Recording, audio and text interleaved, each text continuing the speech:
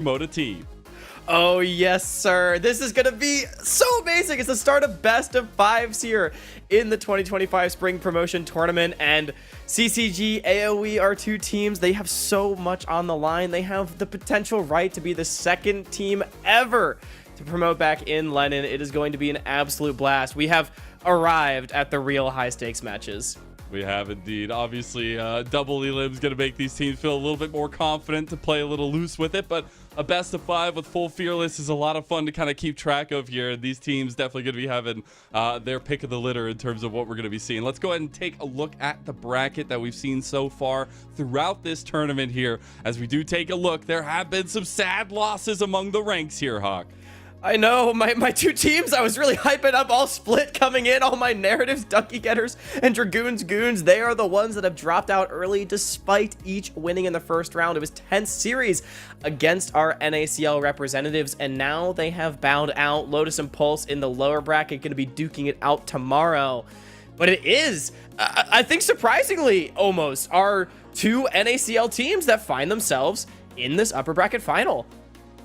They were brought to the brink, but they were able to lock it down a little bit in that regard. But it truly was a bit of a test there. It is nice to see them kind of rise above. And it definitely, for me, it was just the fact that in game we were seeing some pretty fluid decision making from these teams. But today, nonetheless, we have to promote one of these teams. The other will fall to that lower bracket. It is CCG versus AOE.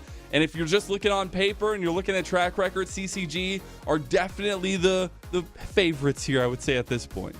Oh yeah, most certainly. CCG, I think, considered by most people to be that number 1 or 2 team coming into the tournament alongside Dragoons Goons, and the expectations surrounding them have not really ceased. Despite being pushed a little bit by the Ducky Getters, the names on the team still remain strong, but AOE on the other side. We talk about the other favorite coming into this tournament. Well, it was AOE that assisted in dispatching them, which perhaps means that we have a bit of a spicy one on our hands for the future. Yeah, I couldn't be more excited to see, especially the bot lane matchups. I know we talked so much behind the scenes about especially the influence that sports can have in the meta these days, but also what these two guys bring to the table. But I think these teams have a lot to prove in terms of consistency to me going into this best of five. It can get a little bit chaotic with the full Fearless style, so making sure you can get things comfortable to you earlier on in the series can be really nice. We're going to take a look at the CCG roster here. As we do, a couple key pieces we feel like are inevitably important. That bot lane I already mentioned, but also Kryra having a consistent form here for CCG. Yeah, I'm just going to come straight out and say it, Lennon. It may only be a 3-game sample size, but Kryra and Shochi have been the strongest mid-jungle 2v2 in this entire tournament. And I think expectations sort of were rested there. Shochi, many considered him to be amongst a very small cohort of players that are like, oh, he's too good to be playing here. He should be in the NACL. He has been a headliner for this CCG team. Top marks in lanes, up and on average 20 CS in his series up against Rough Beans. We expect them to be able to get ahead early and often. Again, don't sleep on the team fight power and leadership that Rock, Boom, and Trevor are sure to bring from the bottom side as well. Yeah, I mean, they just need to kind of find the pieces that fit and execute on them. We'll see exactly how they do that today. But area of effect on the other side, a little bit more wacky and wonderful, but still being able to find the results they needed, obviously off the back of a massive performance on that Kha'Zix from City Witty, but also a holistic performance from their bot lane too. A big impact on this team. Yeah, the identity ever since this core of players has come together for AOE has been playing towards bot, but what was somewhat inspiring watching AOE yesterday is obviously Mobility and Breezy. They did their job in the bottom side of the map. They didn't fall too far behind against Array and Daption, an incredibly strong 2v2 like we thought they might have. But it was City dropping a tactical nuke in game 2 and then Cozy in game 3 on the Camille that really put on their carry pants. And if you're looking at this AOE team, as far as individual play perhaps being a boon for them, that is not really a concern of mine coming into this series. And I was talking to Crimson a little bit before the series itself. He feels very confident into Cozy himself. Says, I've played him so many times, you know. I'll go ahead and gap him and carry my team to victory. We'll see if that ends up being the case. But I do believe we have our draft number 1 ready to go for this best of 5. Let's go ahead and kick it off. Full Fearless aplenty. If you don't know what that means, Any champion that is picked in these games cannot be picked throughout the rest of the series for either side. Now that this is best of 5, as we get to game number 4, the second phase of bans will not be available, and for game number 5 there will be no bans available into it. Now CCG on the blue side to kick us off, gonna go ahead and ban a little bit of a hometown favorite there in the Karthus, but there is also the Rumble ban by AoE on that red side. Yeah, and this is going to be a really interesting pick ban early on in the series to see how things shape up, because when we get into full Fearless best of 5s, there is potentially 40 champions being removed by this format later on, which means getting some of those priority picks can be so important. Lennon, my eyes do go towards the mid jungle. Both these teams have enjoyed the ADCs with the AP carries. CCG has not, or rather has gone towards that a little bit more than AoE, but of course, Onat still has been a purveyor of things like the Corki and the Zeri. True. Other contested picks, Misfortune, a favorite of both Rock Boom and Mobility so far throughout both the back half of the NACL split and this tournament. But it's actually going to be the Renekton on 1, so Crimson just wanted to go straight for comfort out the gate. A man after my own LPL heart. Love to see it.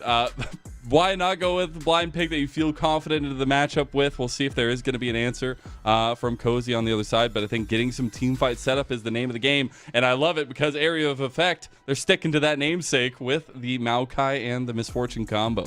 And the Maokai, really interesting pick for City Witty, because one of my concerns coming into the series for AoE is how City does against Kryra, a jungler I think paths so intelligently for CCG. I was saying he should be in the NACL before the split. I'm really happy to see him having a good performance so far in promotion. And on the Maokai, it's a facilitator here for City. I need him to find a lane, attack it, get an advantage for the squad, because otherwise I fear that the slow early games we saw the other day from AoE could be their downfall against a very powerful team of CCG across the board. That's the biggest thing we have to watch out for AoE. You cannot kind of fall behind the pace of the ball here and try to keep some momentum going for their own right. It will be the Battle of the Fangorn Forest, though, as we get the Ivern locked in for Kryra. Yeah, love the Ivern pick. I think this champion is disgustingly strong. You pair it alongside something like Ashe, you all of a sudden have an incredible kite combination. AoE is going to need more lockdown, more setup for themselves to enable Misfortune to fire across multiple members in these team fights, because that is the one thing Ivern struggles with, is that AoE damage. Zeri, another champion that provides the AoE damage. We mentioned the AD carries in the mid lane. I actually like it more than the Corki in this scenario because of how Onat should be able to get damage across multiple members and not allow a single player alongside this Ivern to become a superstar. All right, I like AoE's focus here in the second phase. They are going to ban away the Tryndamere this time around. Maybe wondering where some flexibility can come through for CCG's composition itself. On CCG's side, they are going to take away some of the primo positioning and especially engaging champions from Breezy, because he has been such a pivotal piece for them in the way that they shot call their games. Oh yeah, he most certainly has been. But looking ahead now in the draft, my biggest question is where Shochi goes. My assumption is towards an AD carry, right? Corki, Tristana. I mean, shoot, if you want to get spicy and play Kaisa, I feel like Shochi's probably got that one up his sleeve. I don't know. Like, that would be my assumption alongside the Ivern, but it does really handshake the early stage of the game, right? Which we mentioned is something that AoE might actually be comfortable with. I'm expecting laning advantages to actually be a huge win condition for CCG in the series, because the expectation is that they should be able to find them. Going to the late game on an even footing against the Zeri Misfortune composition could perhaps be a dangerous prospect. Now, a little update. CCG did lose their final ban here in this first game, just for this game only.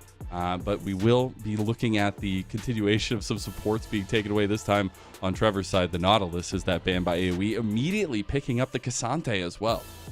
And this is a steal from Crimson. It was his most played throughout the 2024 Summer NACL split. Crimson has really liked this champion. And in general, a big question, I think, for Crimson actually in his first full Fearless Best of 5 of his career is going to be a bit towards the champion pool, I think, as we move forward. That's something we can keep track of later, though. Shochi, unsurprisingly, does go for that AD carry pick, so it's a lot of scaling on the side of the map. Now, at the very least, Shochi should be able to get push into Onat. alongside Crimson's Renekton, there is still some playmaking potential on the top side of the map, especially if Trevor can get involved on this Alistar. We mentioned leadership coming out of the support positions for really both of these teams. Trevor, his ability to get involved on the rest of the map, I think is going to be a big thing we have to keep our eyes on throughout this series. And Trevor's Alistar is also one of the most dirty flankers I've ever seen in NACL. I mean, he had some incredible angles during the season itself. So let's see if he can whip that one around this time around. It will be the Rakan locked in as a final pick for AoE. So we're getting the supportal focus as the counter pick here. Yeah, I like it. It's more ability to spread damage across multiple members. Kasante is going to try to cordon somebody off. Maokai, Zeri, Misfortune, they're going to try to get through the rest of the 4-man unit. And honestly, I think AoE has a pretty good draft here. Biggest thing for me to watch, we mentioned the importance of bottom lanes. And I do think this 2v2 going to tell us so much about how this series is going to go. Ashe generally is able to get the push early on against the Misfortune due to the little bit of extra range she provides with the volley and pushing power at level 1. But Alistar's level 1, not exactly world renowned. And whatever support's able to get the push and get on the map first, I really think that's going to be a huge boon. So we'll have to see how both these teams are able to play that one out. But at the very least, team fight's most certainly going to be the name of the game later on. I mean, we are in for some 5v5s, 480 carries locked in across this game. Yeah. Hey, I'm here for it. I love to see all that coming through. Although I will say ADCs need to return to the bottom lane. You have to remember, this is a best of 5, but this is also determining one of these teams getting back into the NACL or spring 2025.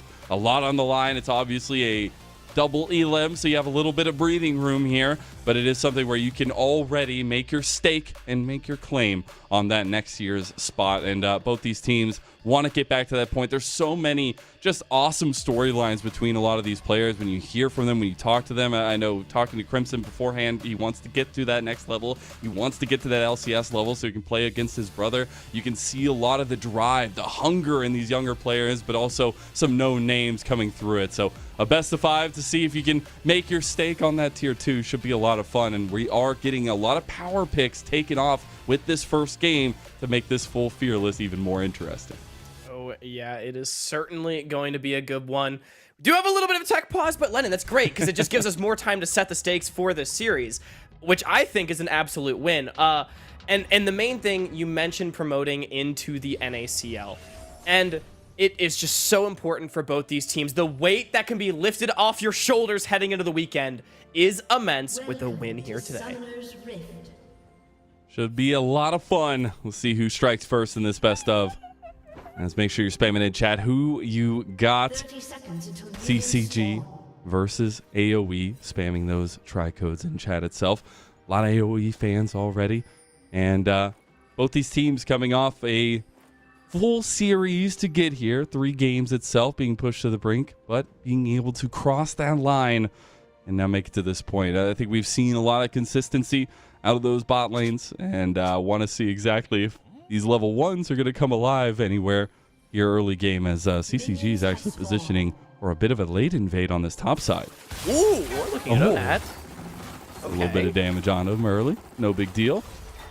Right. I like that, though. I mean, again, Shochi getting the push. He's been very good in lane through the, admittedly, again, small sample size that he's played at this tournament. His series against Rough Beans was fantastic, and able to get that push for Kryra. There's a lot of shenanigans that you can pull with the Iverns. We've seen a lot of these clears where they actually don't smite their first camp. They prep an entire side of their jungle, and then they go double smite 2 camps away from the enemy opposite side quadrant. We'll see if Kryra wants to go towards anything like that, but like I said in the draft, this is a player that really likes to path intelligently in the early game, and specifically to attack enemy junglers. We want to see City Witty get a lane going, and I want to see Kryra look to punish City for any sort of slow plays he might go for. It is interesting because you can actually take some very unique early pass, but also be a little bit aggressive in some regards as the Ivern.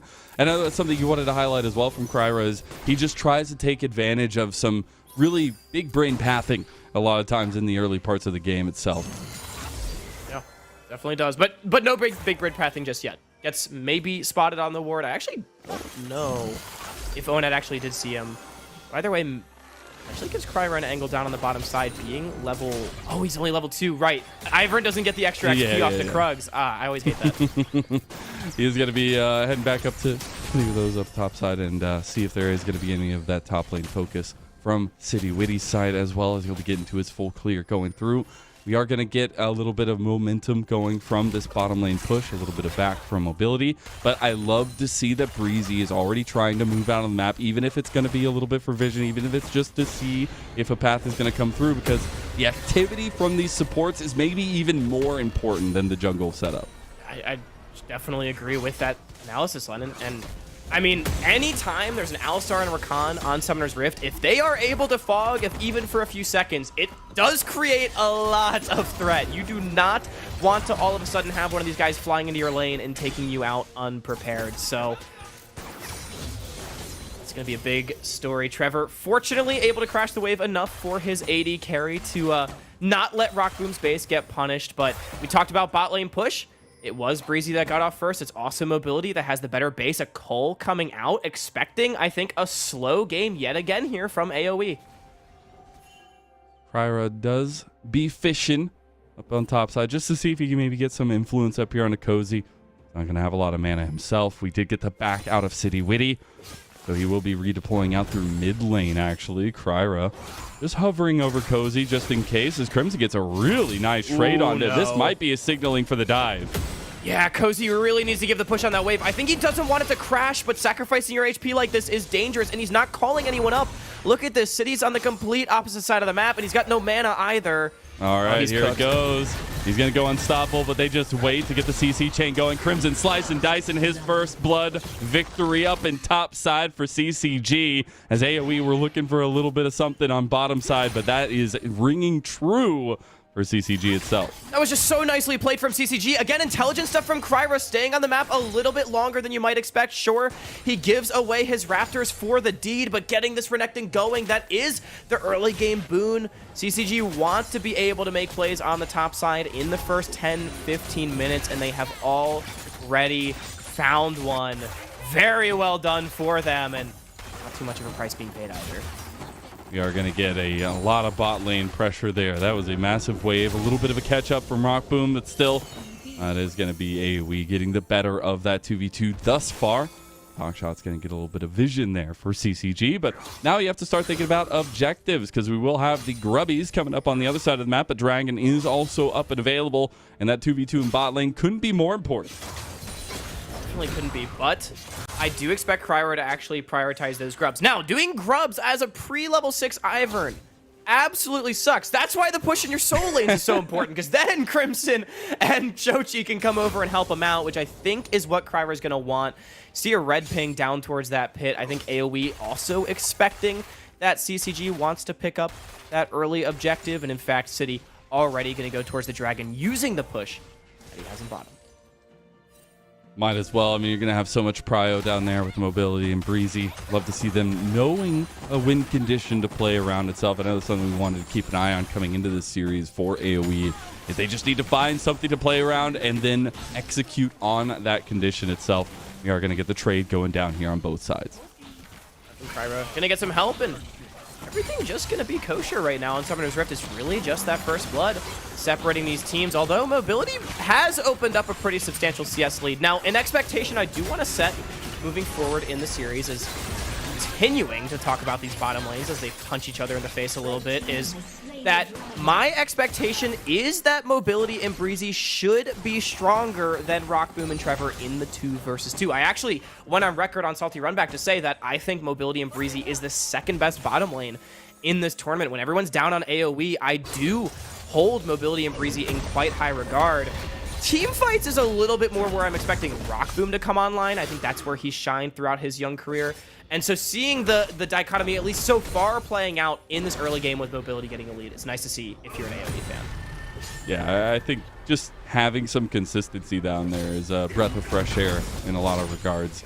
But it is also going to come with AoE having a very strong teamfight-oriented composition. They are going to be very confident trying to step up and continue stacking these dragon objectives, obviously not for a little while, but utilizing that strength of the teamfight that they drafted for themselves is super important. And that's where you look at the other side for CCG. They do have some kind of pick-out options as well to counteract a lot of that team-fighting potential.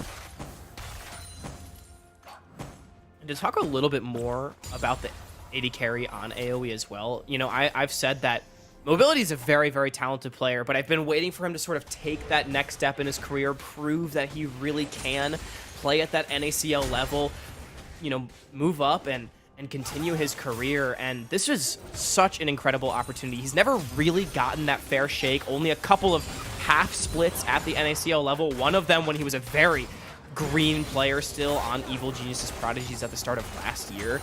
If he is able to promote with AoE after, you know, multiple splits, just stumbling at that final hurdle with Winthrop, I think it would be such an incredible achievement and one that I would be very proud to see Mobility achieve. I think on the other side, Rockboom, very, very proud to even be in this position, I guess, to try to promote again, a guy that knows the promotion tournament very well, but trying to find his own namesake in a way of making his re-entrance into that tier 2 space itself, as AoE are consistently contesting over this red side. Kryra is stepping up here. He does have level 6. Daisy is available. We also have the Nature's Grasp from City Witty. Invites could step up any moment for AoE. CCG realized that, so they'll back away. I really like this. City actually doing a great job of punishing Kryra, who's been a little bit slow getting to his bottom side. He took the Raptors earlier. Now it's the red buff. Mid push from Onak. Good investment from them. I will say I wanted to see AoE play maybe a little bit more aggressively in the early game.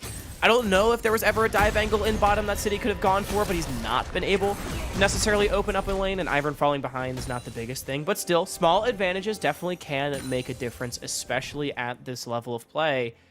10 minutes into the game, though, it is just CCG, really, that first blood being the only thing differentiating these teams. It's top lane and Crimson that are currently in the lead against Mobility and Breezy on the other side. And we're waiting for those first team fights. I would expect at this Dragon in a minute 45, both these teams might want to scuffle for it. I would say so. I think it's also a case to beg the question, does CCG's composition work if they kind of wait around and try to play towards that later part of the game? Yeah, and Crimson, I mean, he's got a Black Cleaver. This guy is really strong right now. I think he wants to TP to this fight, except he just used the top lane, so that's really unfortunate, but he's got the push, so maybe he could walk down later on. Obviously, maybe the grub's more important. Advantage. True, maybe the grubs are more important. I don't know how much CCG's comp actually loves grub stacking, though, because AoE does have a lot of ways to match them, and in fact, AoE just going to try to take them away in their own right. If Kryra can get one, he at least gets the Might spawn coming for CCG, which would be huge. Obviously, it's going to be a very heavily contested Smite for him, but typically you can let 2 fall, and you'll have space to get that Smite through. He's making a ton of damage from AoE here. They're trying to move Shochi over. Onak giving him a little bit of bustin' as he comes through, as he will be slowed down. Bullet time used a little bit afterwards, as Kryra actually stepping right back up again. He just wants one of them. He just needs the one to get down under Smite range, and AoE realize that. They'll try to back away, but City Witty maybe a little bit too slow to do so. Will end up flashing away. CCG realize they can take the fight here and then go clean up the grubs, as they will. They do get the Might spawn at the 4 mark. I appreciate the way both teams were able to play that, though. AoE, they knew they had Mobility coming up from bottom first, and that's what allowed them to take both of the grubs. But at a resource deficit, once Rockboom arrives, they all get out of dodge. It's not a full denial of this second pot of grubs, but it is at least something for grubs. Obviously much less impactful than 6. Yeah, absolutely. But just gives you a little bit of that follow through, especially later on as you get into those big team fight wins and then moving to those objectives. But speaking of objectives, we have another Dragon up. Looks like CCG want to deny any sort of stacking as they move heavily around that area. Yeah, they should just hit. Rockboom's about to have push in bottom. Shochi pushing out in mid as well. AoE, they had to take a base because CCG had their item spikes. Again, still that Black Cleaver threat on Crimson with him having the push. Makes it really hard if you go too far forward. Mobility wanted to get that Bloodthirster, so A little bit too much time actually invested towards those Void Grubs. Gives up the objective I think they would have rather had. Step up a little bit here. Maybe they want to follow through. Lightning Crash comes out. City Witty locked down. There's a Grand Entrance quickness combo, but Breezy will be denied. Although Trevor does headbutt him back and gets charmed right back. And unfortunately, that will be the sacrificial cow as Trevor will end up going down to slowly AoE. And it will even things up here. They really want to give it to Onat to give him a little bit more gold. Trevor going to play with his food a little bit. Finally ends up falling. Lennon, I think that might have been an oopsie from Trevor. I don't think he realized either that Breezy's ult, maybe he thought it would fall off a little bit faster, or if he thought if he headbutts him, he wouldn't get charmed. Either way, I think bit of an ill-advised headbutt. He might have just been able to walk that one out. Instead, gets taken down. So AoE at the very least gets something, and it's onto their hyper-scaling AD of Onat's Zeri. It's a really nice win for them, and now no defense for Rock Boom under this tower means more gold into Mobility's pockets, more being denied from Rock Boom. Yeah, I mean, Mobility is getting terrifying at this point. He's already got the Bloodthirster here, but the fact that he's getting all these plates and denying a ton of CS from Rock Boom, I mean, the team fight potential from AoE is looking like it's going through the roof right now. And so we can talk a little bit about how CCG try to upend that. They do have the Trinity Force for Shochi, still going to be very wild off of his big item spikes itself. They need to utilize the in-between times. And speaking of, trying to catch Breezy there with the approach velocity combo, Rock Boom is not going to be able to have enough damage to follow him up. He is going to take some turret shots there as he gets 3/4 of his health taken off there, Hawk. Hey, but he got the tower plate thanks to the Void Grubs, the Void Might spawn. There you go. So, boom, worth it. He's taking a base anyway, but I mean, at the very least, hey, Rock Boom showing that he will do damage despite the fact that he is actually quite far behind right now.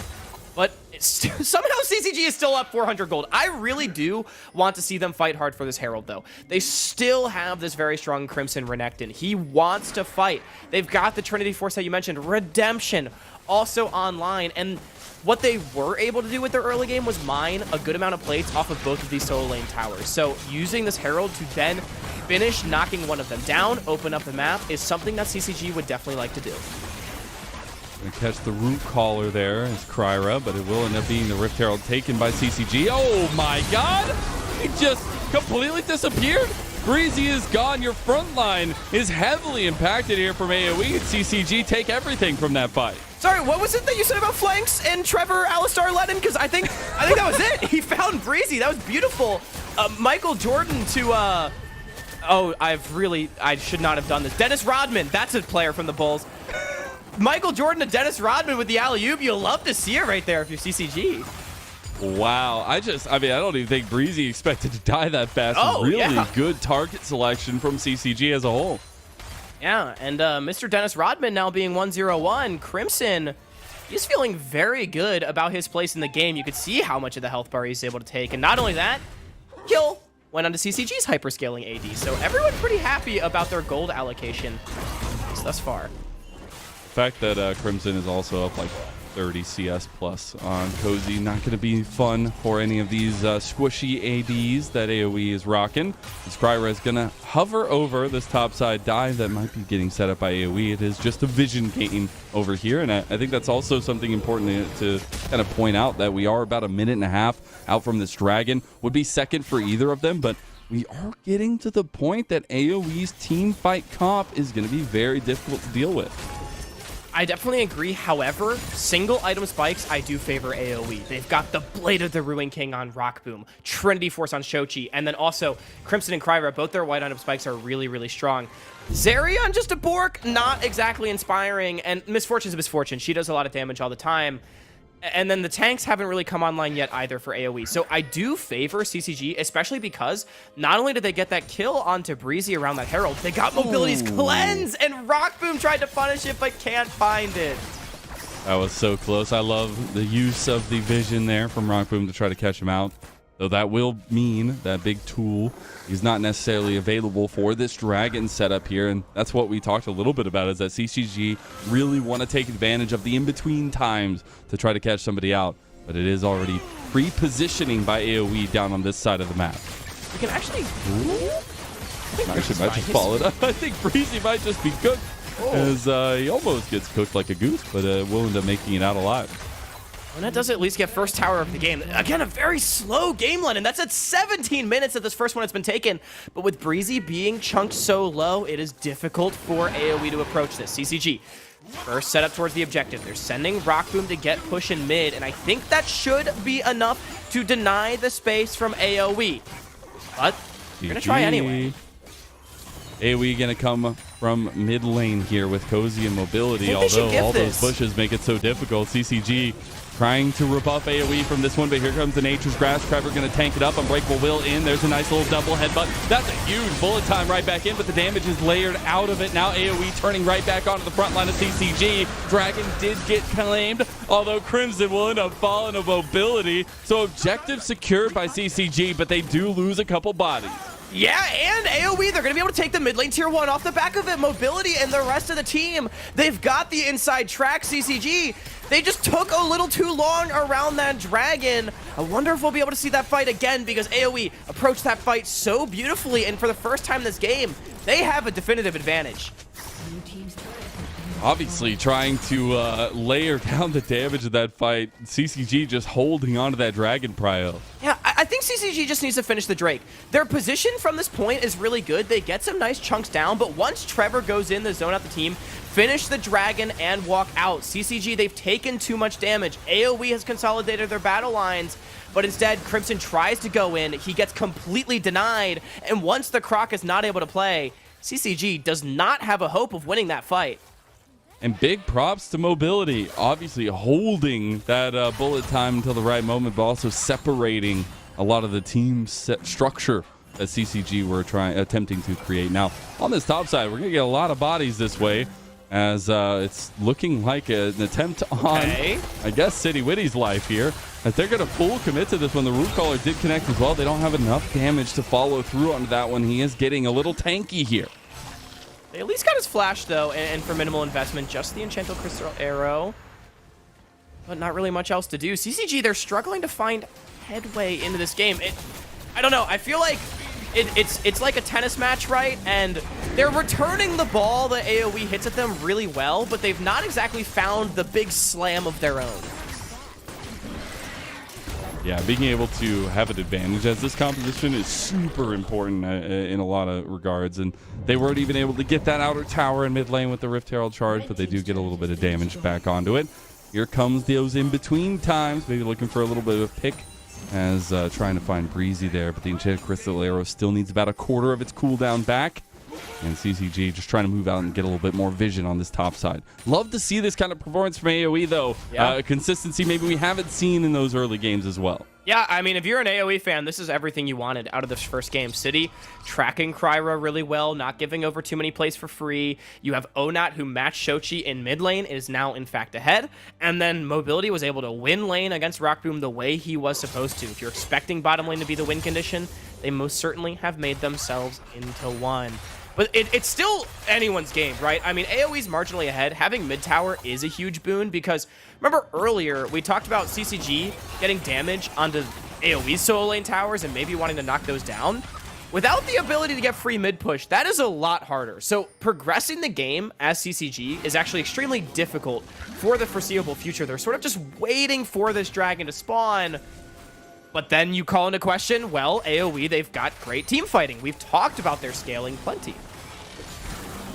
Let's see if any of that comes to bear here. Shochi overextends and topside immediately quickness combo there as it's Breezy trying to take him down, but the Calvary has entered the fight here. CCG, they're front to back in it now, and there might be a little bit of trouble for Cozy as he all out through. Big bullet time for Mobility. He is going to get locked down by Daisy, though, and Crimson has come down to chomp down on both Breezy and Mobility. Now Rockboom's here, and he's got the approach velocity to make the difference. Shutdown goes over, and just like that, CCG carved back that lead that AoE had and are going to strike on top. And that's huge, because it's so difficult for CCG to progress the game. It's in AoE's court, and they tossed the ball right towards them. Oh, AoE. That was a bit of a fumble on the play. I love this idea. Breezy playing it so cool, but the problem is twofold. One, they missed the combo. Shochi is able to react so beautifully and so quickly to this play. And two, CCG actually collapses with members faster in the 4 versus 4. So now that AoE is so chunked out, they've just got to run for the hills. And this is where CCG thrives. I mean, Mobility does not have the, well, mobility to be able to get out of this one. And CCG able to collapse. It's only 1 kill, I believe it was, because Breezy was able to skirt his way out, but it's a shutdown onto Rock Boom and a tower. That is big with Dragon spawning in 20 seconds. And if you give CCG the momentum that kind of right away to make the decisions around the map, their comp gets so scary. But here, City Witty trying to make Trevor pay a little bit. Daisy does come out as we have a preemptive setup around the Dragon. This would be soul point of an Infernal Soul for CCG.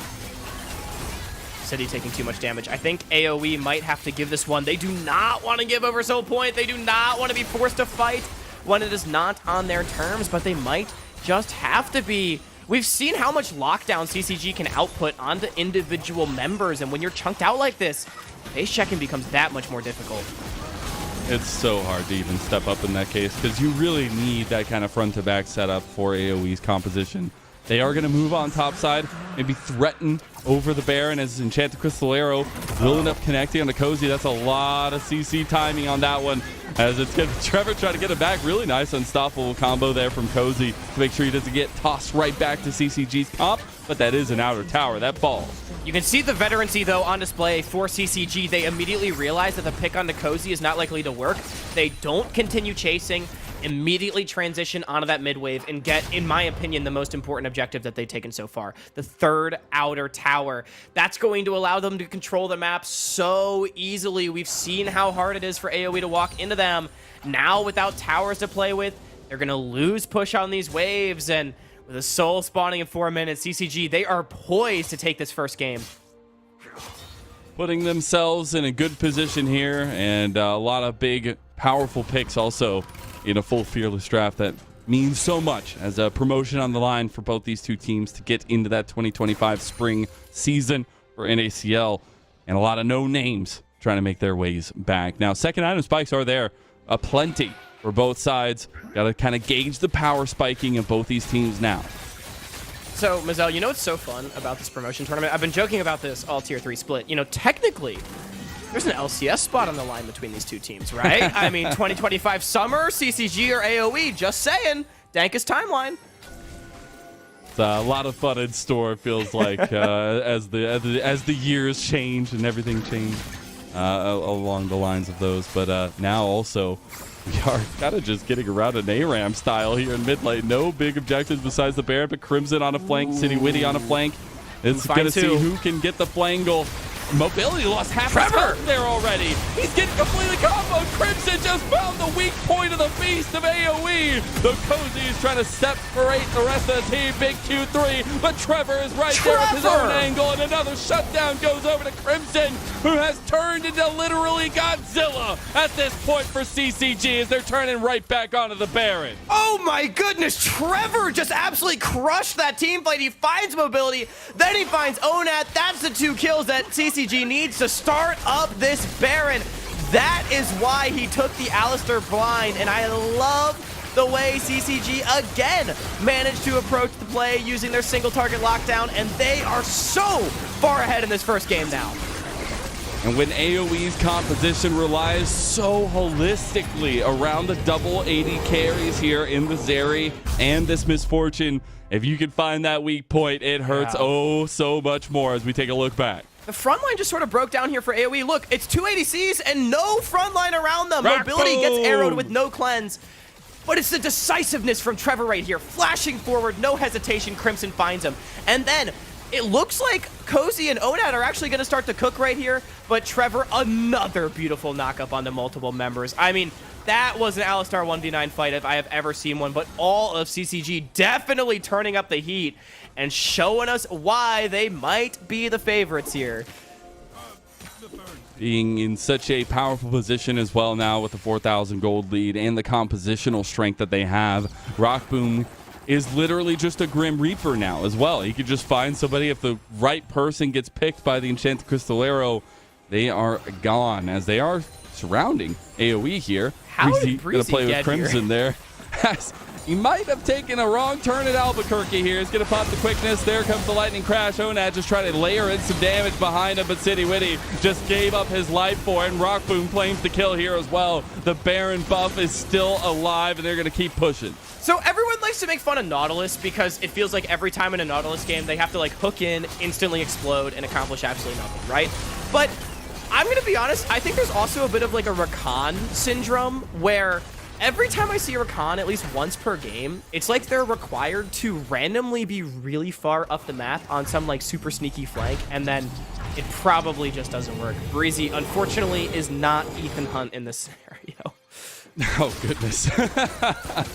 But hey, I guess in the end, maybe learning the lessons as we go. But it is rough in those kinds of positions because you want to have that big setup, because if you get one big wombo combo for this team of AoE, you can actually have some really strong team fights now. But the questions are going to keep coming to them as Dragon up in 15 seconds. Soul for an Infernal Soul for CCG on the line. AoE has at least been able to equalize most of their waves, so they do have some access to this river, but the longer this goes, the worse it gets. Big wave in top, and CCG, they're doing a great job of controlling the space. 3 item spike for both Rock Boom and Shochi. A lot of damage profile for CCG that AoE need to figure out a way to deal with. Breezy Okay, going on his Breezy. flank angle yet again. Rogue Nation. Maybe he has it. Dun, dun, dun, dun, dun, dun, dun, dun. Can he find it? I mean, if he can find it, AoE does have an angle back in. Look at Shochi! Shochi's by himself. He gets quickness. They can't hit the combo. They can't get the damage. And Breezy's already gone. Crimson goes on a killing spree. And CCG are wiping the floor with area of effect as they take everybody down. There's TPs coming for a flank, and Shochi and Crimson want to put it down onto them. As big bullet time comes out, Shochi's still alive, and double rocket spree as Shochi comes up big. So do CCG, and they're going to strike first in this game number 1. Such a well-played game from CCG. Shochi's reactions on the flanks from Breezy have been out of control. And with the ace, they're marching into the base, not to be denied. What a setup. Kryra, I have to say, 100% KP in this game, was able to navigate a ton of that early parts of the game, and the holistic team from CCG coming alive. Their draft set them up for success. They needed the execution, and they did just that. Yeah, I really have to praise CCG for the way they played this game. Like, I'm going to be honest, it wasn't, like, particularly sexy, but they did everything they needed to do. One small mistake around that third dragon fight that did give a bit of a lead to AoE, and they managed to get it done. Mazel, I mean, you mentioned 100% KP on Kryra. For me, if we're talking players of the game, it's either got to be him or Trevor. Trevor maybe for some of the crazy Alistar plays, but 100% KP, you can't deny that. Hey, the big tree, I guess, on campus here in the Fanghorn Forest matchup, but it really was kind of those two tentpole positions coming alive together, but being able to have a little bit of the setup around that mashup in the jungle matchup, and being able to kind of take advantage of the early pathing, especially getting Crimson the early kill there. Massive stuff, as that was a very, very hotly contested, at least for the most part, game number 1. And then CCG kind of slammed the door shut on AoE. They're going to have to come back to basics and maybe find another way forward, as we're going to be stepping away for a game number 2 after this break.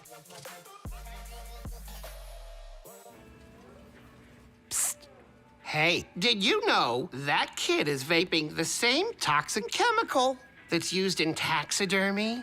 Formaldehyde? Formaldehyde. Formaldehyde. Formaldehyde. Formaldehyde. Formaldehyde.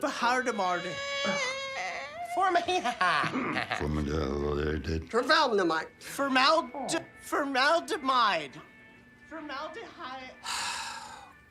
Here's a fact that'll stop you in your tracks. Teens who vape can be exposed to toxic chemicals like formaldehyde. Know the real cost.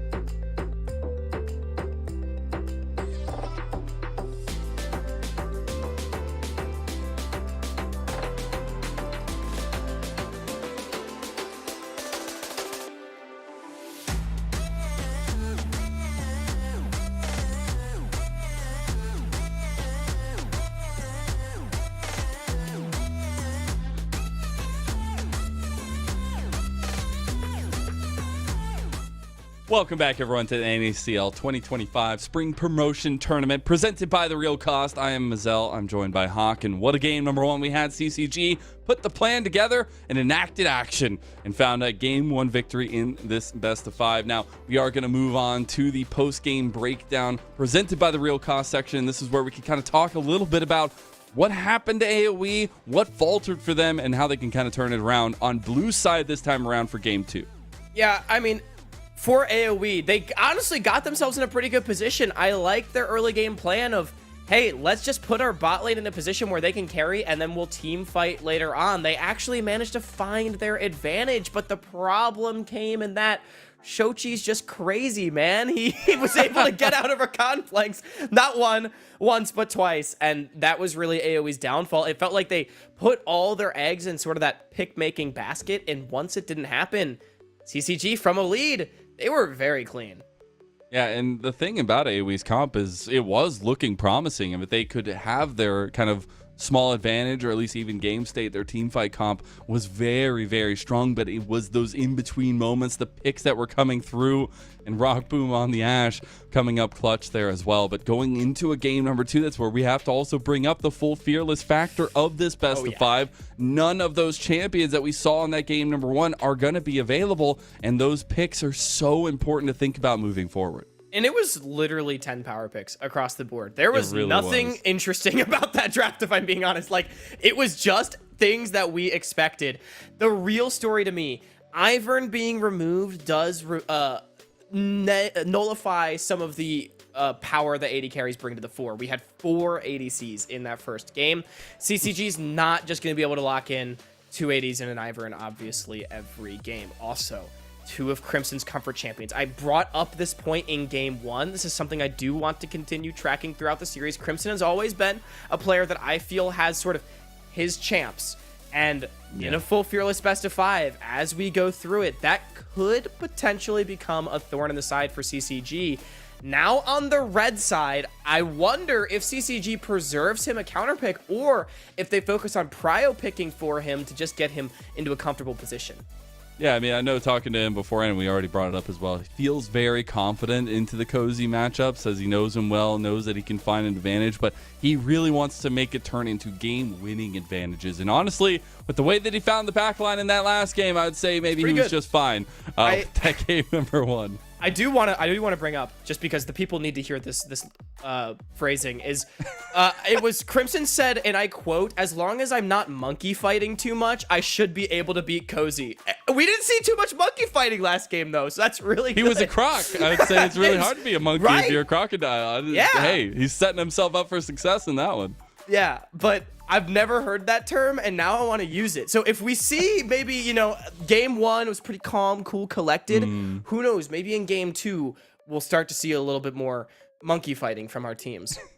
I want to talk about AoE a little bit here as well, as we're going to be getting into draft number two. But before we do itself, I really want to see some at least concentrated play coming around the mid game. I mean, it's obviously very hard to judge a lot of players at these tier 2, tier 3 levels, but being able to see kind of consistent early game there and then it kind of falter as we got in the mid game, getting those tentpole positions, some strong picks to make sure they can lead that strategy for AoE is what I want to see today. Now, as we get into game number two, we do have that Nasus and the Smolder ban already by AoE on the blue side. It is that Karthus ban yet again by CCG on the red.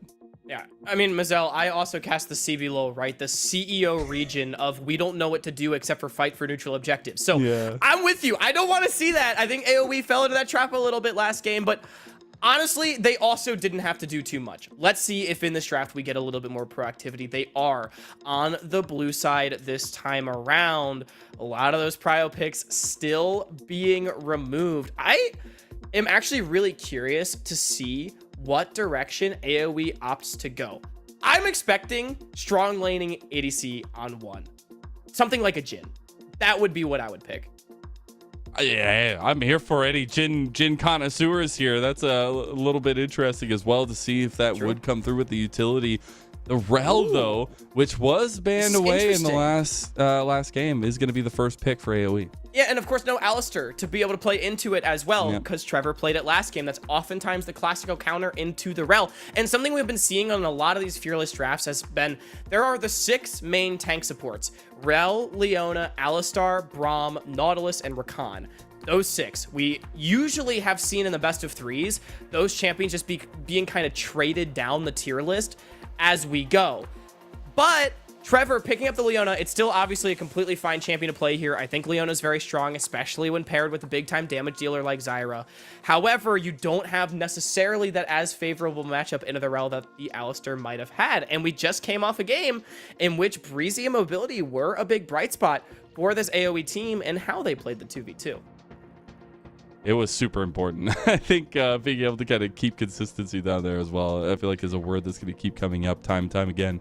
You do have a lot of AoE set up right now, though, for CCG. It is going to be that Jhin you were highlighting as well for AoE on that side of things, but now a final pick in this first phase for them as well is super important. And I mean, I feel like you go jungler here. I know Onat has been enjoying his Cho'Gath hovers. I mean, Brand still very strong into the Zyra. Karthus has been removed. Those are all the big AP junglers. Maybe a Lilia angle could even come out here. Oh, Shyvana was not my expectation. So this is definitely the spiciest pick we have seen so far this series. I am a doubter. I will say I was a big believer. I was a massive Shyvana believer until I watched it, and then I was not. We'll see, though. I think it is something where you can take full advantage of early game leads in some regards, and I think City Witty very, very importantly can and has shown that he can do a lot with those early advantages, but now it's super important to keep that execution level high for AoE, as the Kaisa also going to be joining the table for CCG. And this is a beloved pick of Rock Boom's. It's such a good champion for him. We talk about being a team fight menace. Not so worried about the lane. It is going to be Mobility and Breezy getting the push yet again, but Rock Boom is going to be trying be big in the team fights. I also, again, Mazel, you're Mr. LPL, where Shyvana was a terrible pick. In the CBLOL, Shyvana looked awesome, man. So I'm kind of hyped for this pick for City Witty. We'll see what he's able to do with it, because I do think a very different jungle matchup than what we saw last game, right? Yeah. And this is where I, again, want to call into question, how does early pathing go? I like the way City was able to take away a couple camps from Kryra, not give over too much for free, but it was Kryra that found that proactive move in topside due to some creative pathing. Yeah. This is the game where City needs to get himself not just through the early game, but an advantage for the team. And it's going to be difficult when you're on the Shiv. Yeah, and you can do so. You can kind of upend the pathing, especially, and even get into the kind of plant nature of things for the Zyra. So trying to find those advantages, super important for AoE, though. We are already getting done with the second phase of bans. It was the Akali and the Jace banned away by CCG on the red side. It was that Tryndamere yet again banned by AoE, and that Olaf also the target. Yeah, I mean, Mazel, you've brought this up. Mr. Zoro in the mid lane here for Shochi, not wanting to let him on a Swordmaster. Last game, it was a Yordle in a plane, definitively not a Swordmaster, but clearly here in game 2, Shochi has said, okay, I had my fun on the Corki. It's time to live up to the moniker and become the greatest Swordmaster that Demacia has ever seen. Oh my gosh. Now I'm just thinking lore-wise, what level of ranking is Garen as a swords master?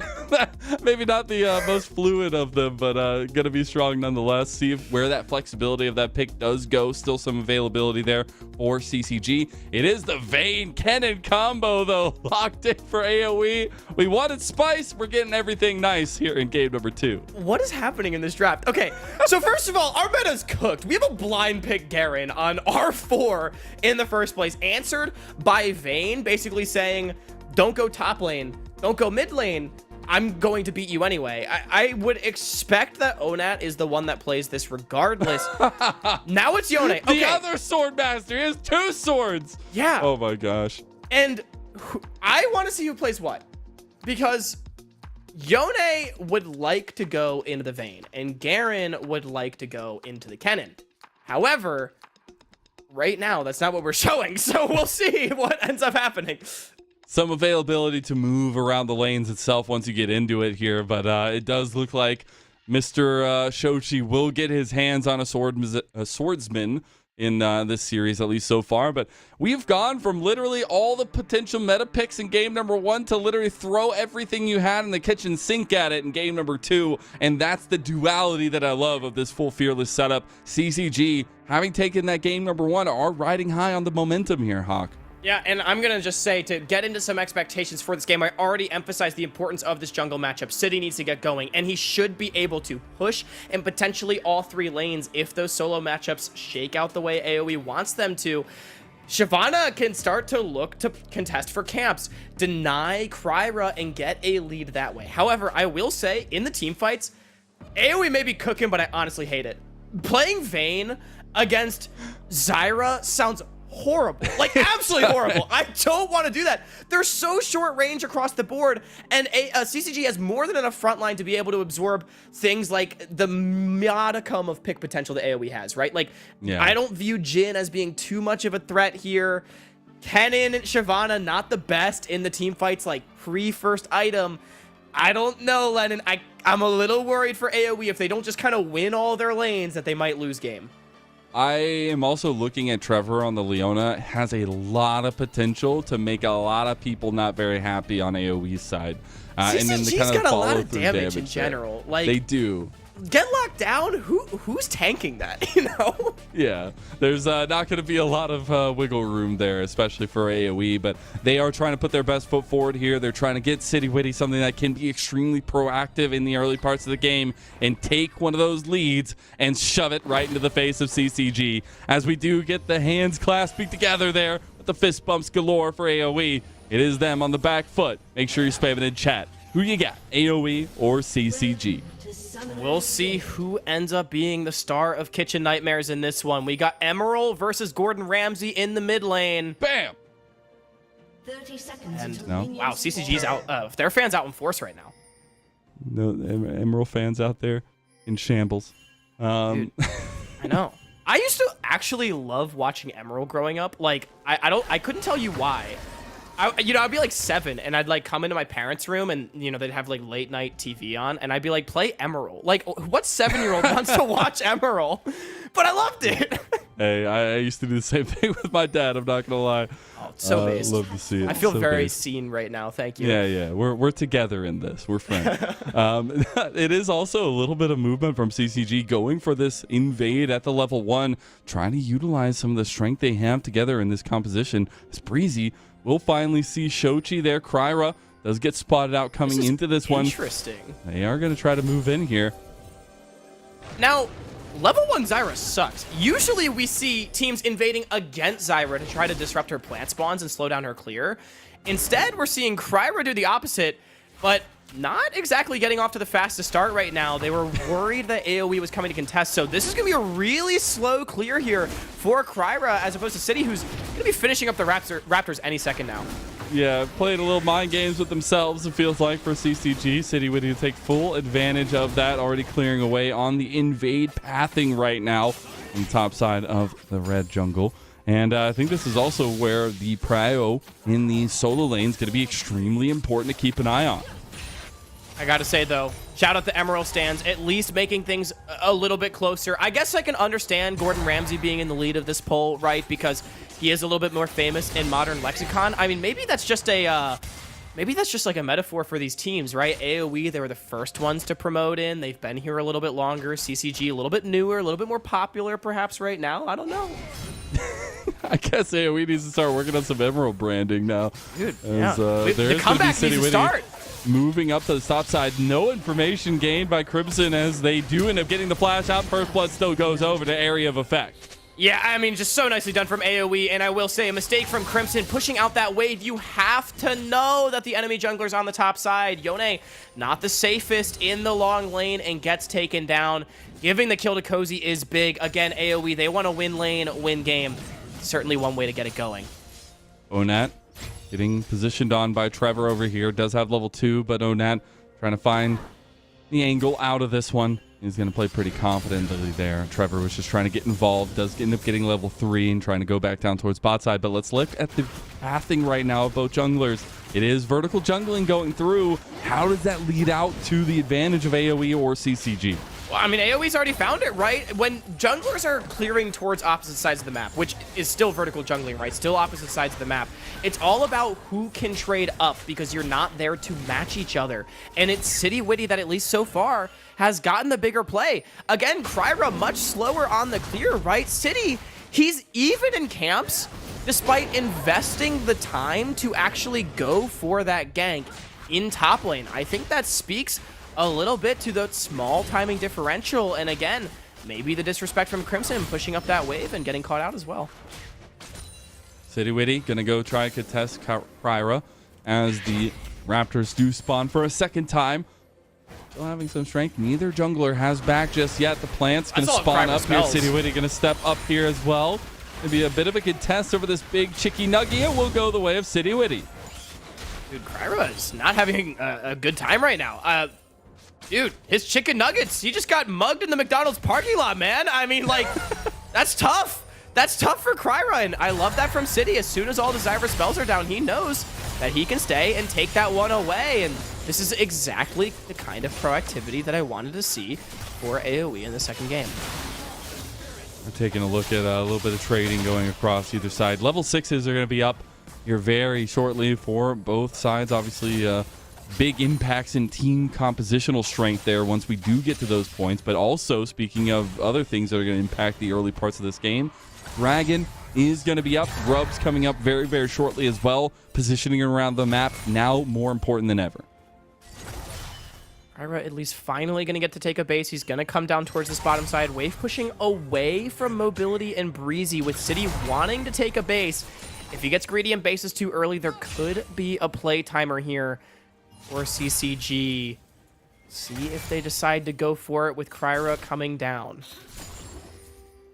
We'll start seeing the impact of Breezy and Trevor as well. Yeah, City Witty going to come down to try to get this dragon going. Obviously, get a little bit of that passive bonus coming through if you do take it. The tankiness coming alive for City Witty, as they will start that one up now. Kryra is making his way down unseen on the vision. Mobility that's going to be immediately getting the cleanse and the flash out of a Jhin, and that is something you can revisit 10 times out of 10. Shochi going for it. He's though. He has justice, and he's about to serve it straight to City Witty. He's running his way out, gets caught by the deadly flourish. Mobility catches him as he runs, but now Kryra in some trouble as well. One more shot. Onat will get it right back, but it's traded immediately to Rock Boom. Now Rock Boom stepping up. Mobility tries to get the 4th shot combo. Breezy is the one that ends up cleaning up Rock Boom in the end, and now Trevor has overextended himself as a 4th shot comes through. It's one more auto. Can Trevor get him? It's going to be Mobility that cleans it up, and we have chaos everywhere on this bot side. But AoE, they thrive in the chaos as it's Mobility picking up 2.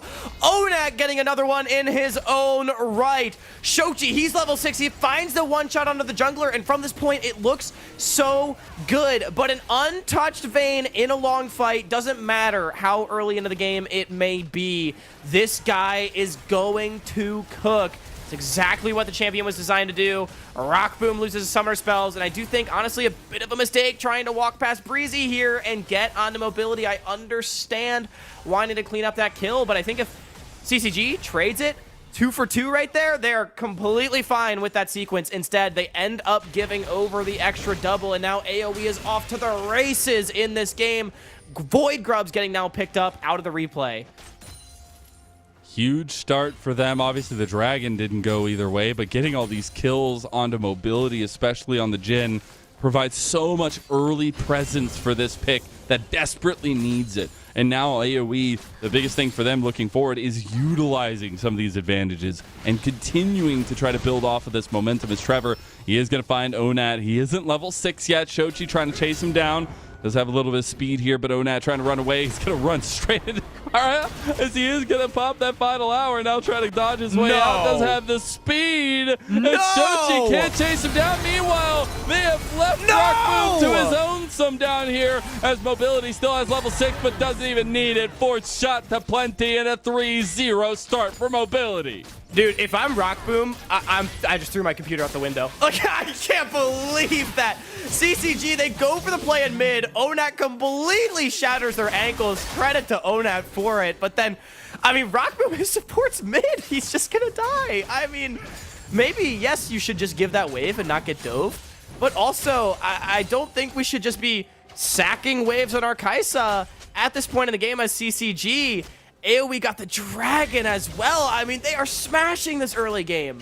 Yeah, I mean, great movement out of Onat, not only in that play, but also just that early move down there to get some gold. Now Cozy is going to pop the slice of Maelstrom, almost just outright kills Crimson, as now those roots will not connect. Kyra cannot get the difference maker down there, or up there rather. Now we're looking down here as City Witty. He has that Dragon's Descent, and AoE are looking to collapse on CCG once again. They have no idea this is coming as the Dragon comes through. Trevor trying to get in way of Rock Boom, but he's going to Killer Instinct his way straight to a death. The City Witty comes up big again. Now Trevor with that fourth shot and the Flame Breath there. City Witty might be able to follow this through. He has so much damage with the breath here, and he wants Trevor. Deadly Flourish comes through. Zenith Blade right back. Big combo. Kyra separating everybody. A Stranglethorn comes through. Mobility is going to tank that one, get a rampage for himself, get a plate, and this Jhin is unstoppable.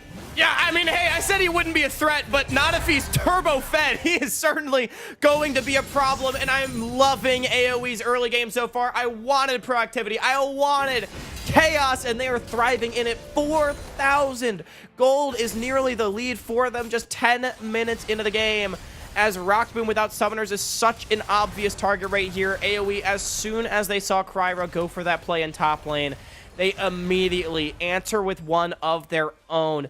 This is what I wanted to see from City. Do not give anything for free. Do not succumb to the pressure that this young jungler oftentimes puts down so well. All my questions right now for AoE, honestly, in this early game, being answered for them throughout the series. Cozy's the focus. He has Slicing Maelstrom coming up very shortly, just trying to buy as much time, clear the wave here. Cozy does have Flash available. He's trying to get out of the distance of Rock Boom or Shochi, but in the end, Alcove Gaming comes for us all as Rock Boom gets himself another kill. And that's a really important kill back to Rock Boom. If we actually can get an Observer gold toggle, I would like to see the difference between these ADCs, because if I had to guess, yeah, Rock Boom, he's still down 1,200 after getting a kill back. It feels a little rough there for sure, but we'll still have a lot of potential as time goes on for CCG, and that's where we can talk about a little bit of the team fight setup right now, because AoE are thriving off momentum. We're going to have another spawn of the Grubs coming up as well. They can try to utilize some of this early strength into that, but there is no slouches on CCG. They have a lot of pullback potential in these fights, as Crimson going to get chunked pretty heavily by Onat on top.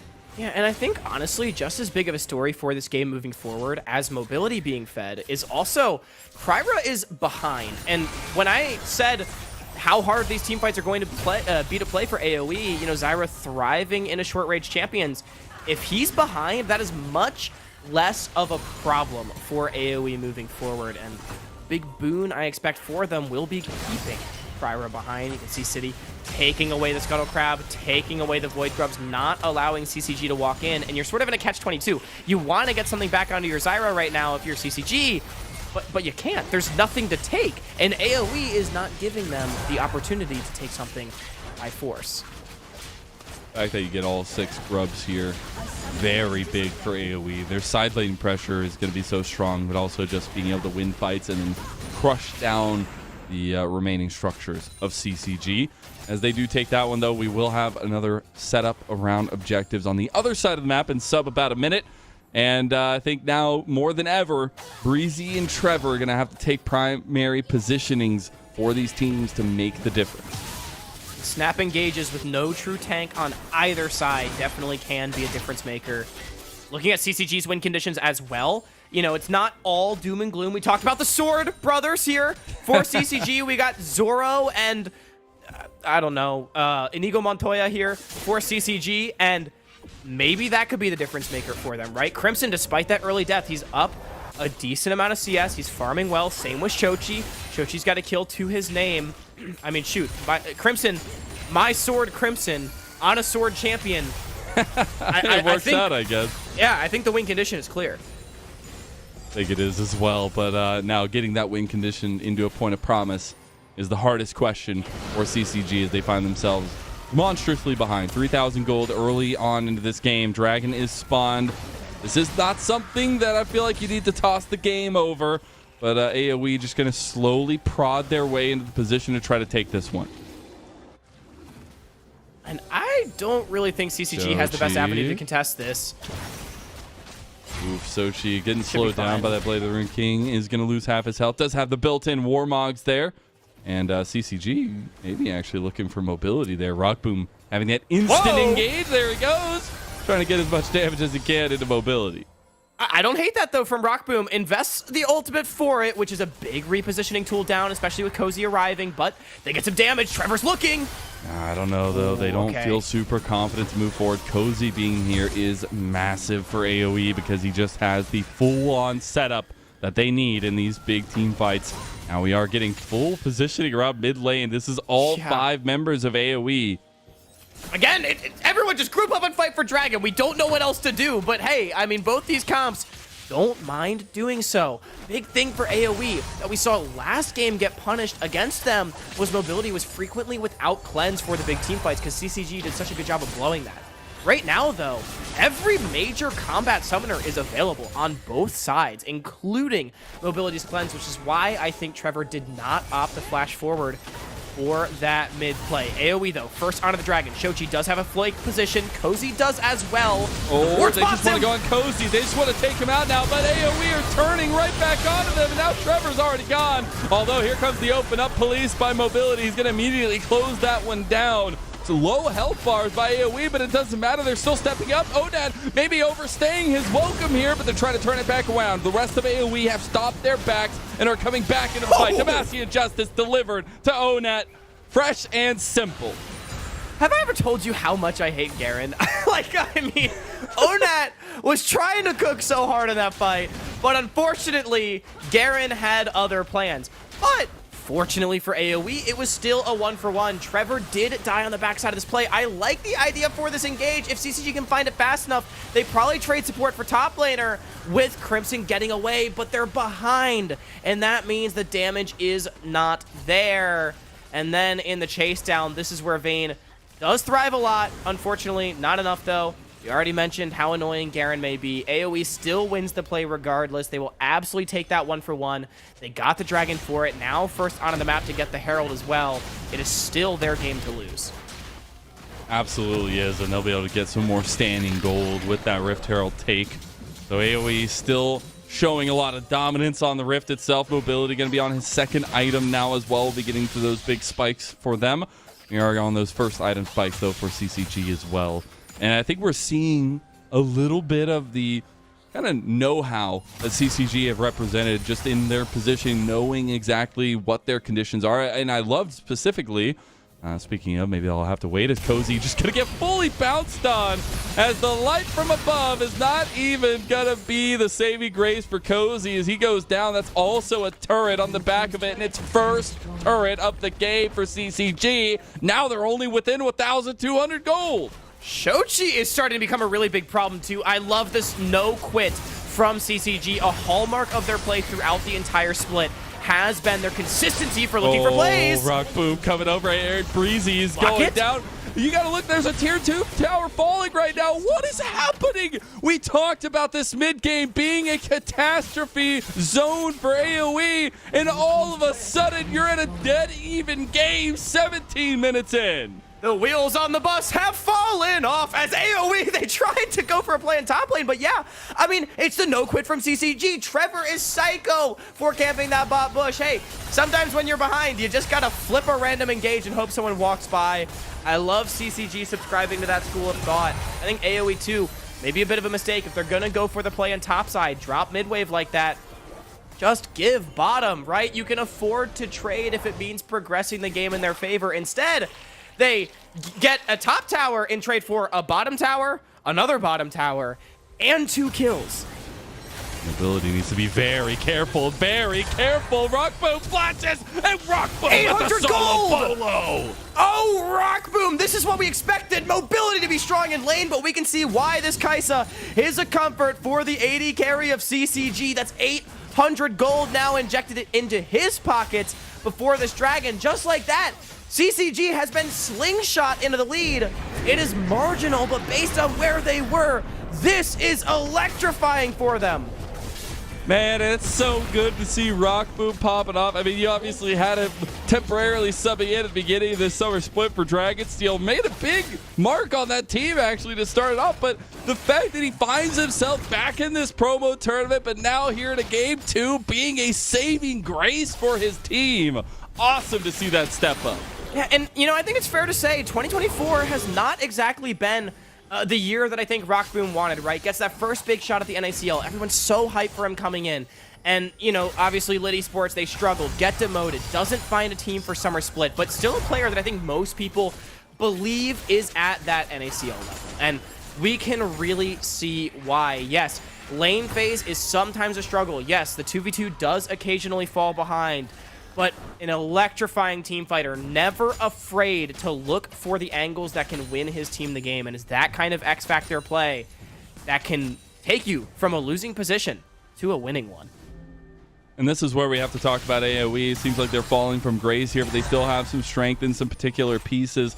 Obviously, mobility, still 2.5 items in. AoE, Trevor. Engaged up by Trevor. That's a 1v4 engage. CCG maybe just sacrificing the life. Rock Boom almost gets cozy on the back end. Big re-engage from Breezy, though. TP's coming in. The Avenger Beams have been summoned, and here comes CCG. The Sword Bros have arrived, and Crimson's getting his name into the bucket here as Mobility takes down Rock Boom himself. The curtain had been called, but CCG gonna still position around this dragon. Mobility and Onat, you gotta be careful. You're just 2 ADCs in a non-ADC world, as CCG are gonna turn to the dragon. Yeah, no jungler for AoE, but resources still favoring them. They have the Slicing Maelstrom. Maybe they don't contest. CCG's already onto it. I think it's going to be denied. Oh, he goes for it. Doesn't get the kills on the dragon. Tries to go for kills, but gets the justice instead. Here comes Onat's clean house, though, and Crimson cannot stand the heat. Shochi goes down. Another kill goes over, and it's blood across the rip, but another shutdown straight to Mobility at 6-1-6 on the Jhin. An extended 4 for 5. Everybody dying on Summoner's Rift, as I think AoE, they're feeling the direness of the situation. They know they've been losing their lead. They know team fights will be hard. They don't get the dragon, though, and I think the extra kill is not enough to make this play favor them. Their soul stacking has been denied. Now, this is psychotic from Trevor. I get it. You want to save the tier 1, but the team is not really in position to collapse for this. But we can see how hard these fights are for AoE. Look at City.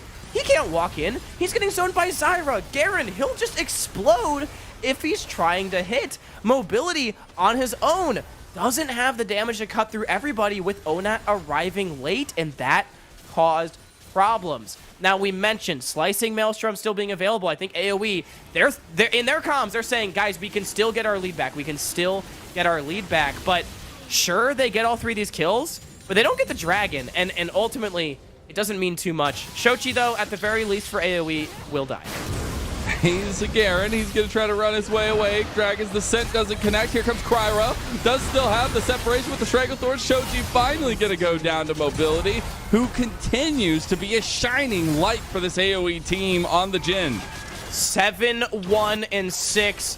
The battle of the AD carries in this game has been so cool to watch. It's been Rocco with the big killer instincts, but Mobility, he has been consistent for the squad. That was a major win condition that we highlighted for this series. Had a solid game 1 despite the loss. Now in game 2, needs to continue being the hero. AoE, though, they do not want to let their foot off the gas. They know that they must continue pressing their lead. I love seeing this. They are just consistently going for the side lane picks. Crimson locked down. No, he's not going to go down. Oh, Cozy! He couldn't get the circle onto him. Crimson survives. Cozy's down, and the side lane pick doesn't come through for AoE. Oh my goodness, a game of inches. Cozy, I feel so sorry for him, honestly, because it was Onat as well that was really setting for that play. Onat at least gets away, but yet again, Kryra Zyra, you know, he's not really behind anymore. He's got a Leandries and a Rylai's. That major win condition that we highlighted for AoE out of their early game no longer really exists. It just straight up comes down to out-executing in the fights. Yes, they are a bit ahead. Yes, mobility in particular is huge. He's 3.5 items. I mean, this guy is Thanos on Summoner's Rift, but the concerns we had about the draft, the concerns we had about the draft are now evident, and it is going to come down to how they are actually able to play it out. And isn't this just kind of the story we wanted to see actually unfold a little bit coming into it? CCG, we knew that they have good heads on their shoulders. They always find a way to turn things around at the right moments. Even in a lot of their losses, we see some of the moments that you can get that cohesion going for the team composition. And that is what we really wanted to see pulled off here today. That cleanliness coming through. That game one, very nice and clean. This game number two, a really, really rough start to it, but being able to keep their heads above water here, very, very nice. Now, maybe speaking of, we're going to look at the water setup by AoE as they want the Dragons to set mid lane onto Trevor.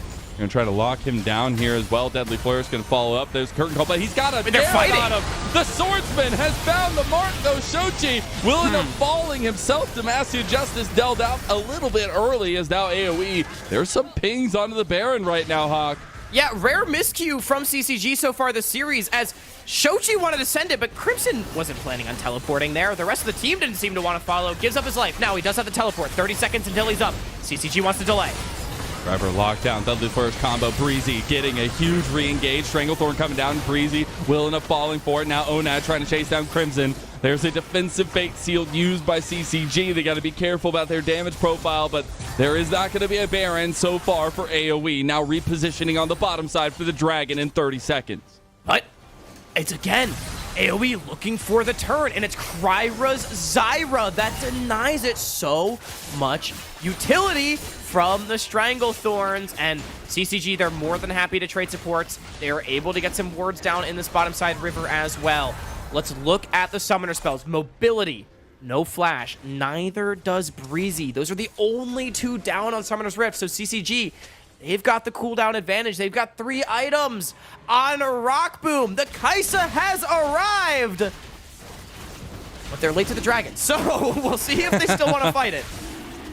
See if they can get Kryra in position here. They're TPing in. They say they want this one. They want to deny the soul point, at least decision-making prio from AoE. City Witty going to use his Dragon's Descent over the wall, maybe try to steal it. Can't get it. That's going to be Kryra securing that one, a second Hextech Dragon in a row. Now City Witty's in trouble. Crimson, he does not have the Fate Seal, but he has Flash. Going to go for it. Gets the knockup, gets the kill. The Dragon Slayer has arrived. Rock Boom going to fight right back, though, and get a huge shutdown on the mobility. Things are falling off the bus again, and you better get somebody on that repair job, because CCG, they're 1,000 gold in the lead now. And how about the young guns on CCG with the confidence to potentially put themselves on a match point, as Crimson with the flash over the wall, followed by Rocco. That was a 2-man play that paid dividends.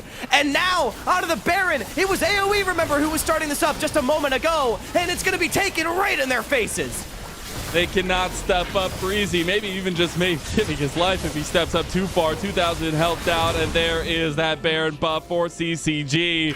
And I don't even know if Breezy can make it out of this one alive. He's going to have Onat right there. There's the Zenith play coming in. Shochi has found the flank here as well, and he is just too fast to get away from. Now Onat's by himself. Fate Seal connects again, and the Sword Bros make it hurt so good as they twist the knife in AoE. Zoro and Inigo Montoya getting it done on Summoner's Rift. I am loving the way CCG has played these team fights. And Mazel, we've had conversations throughout the split about Crimson's confidence, saying he wants to get back to the LCS to play his brother. He knows where his goal has been. Since the first game he played in Tier 3 this year on the comeback with CCG, he knew where he wanted to be. And it's plays like what we saw with the Yone, flashing over the wall, Fate Sealed onto Onat, that can make all the difference. And you know, look, in the NACL, especially in the promotion tournament, right, mistakes are always going to happen, but it's about how you perform in the critical moments.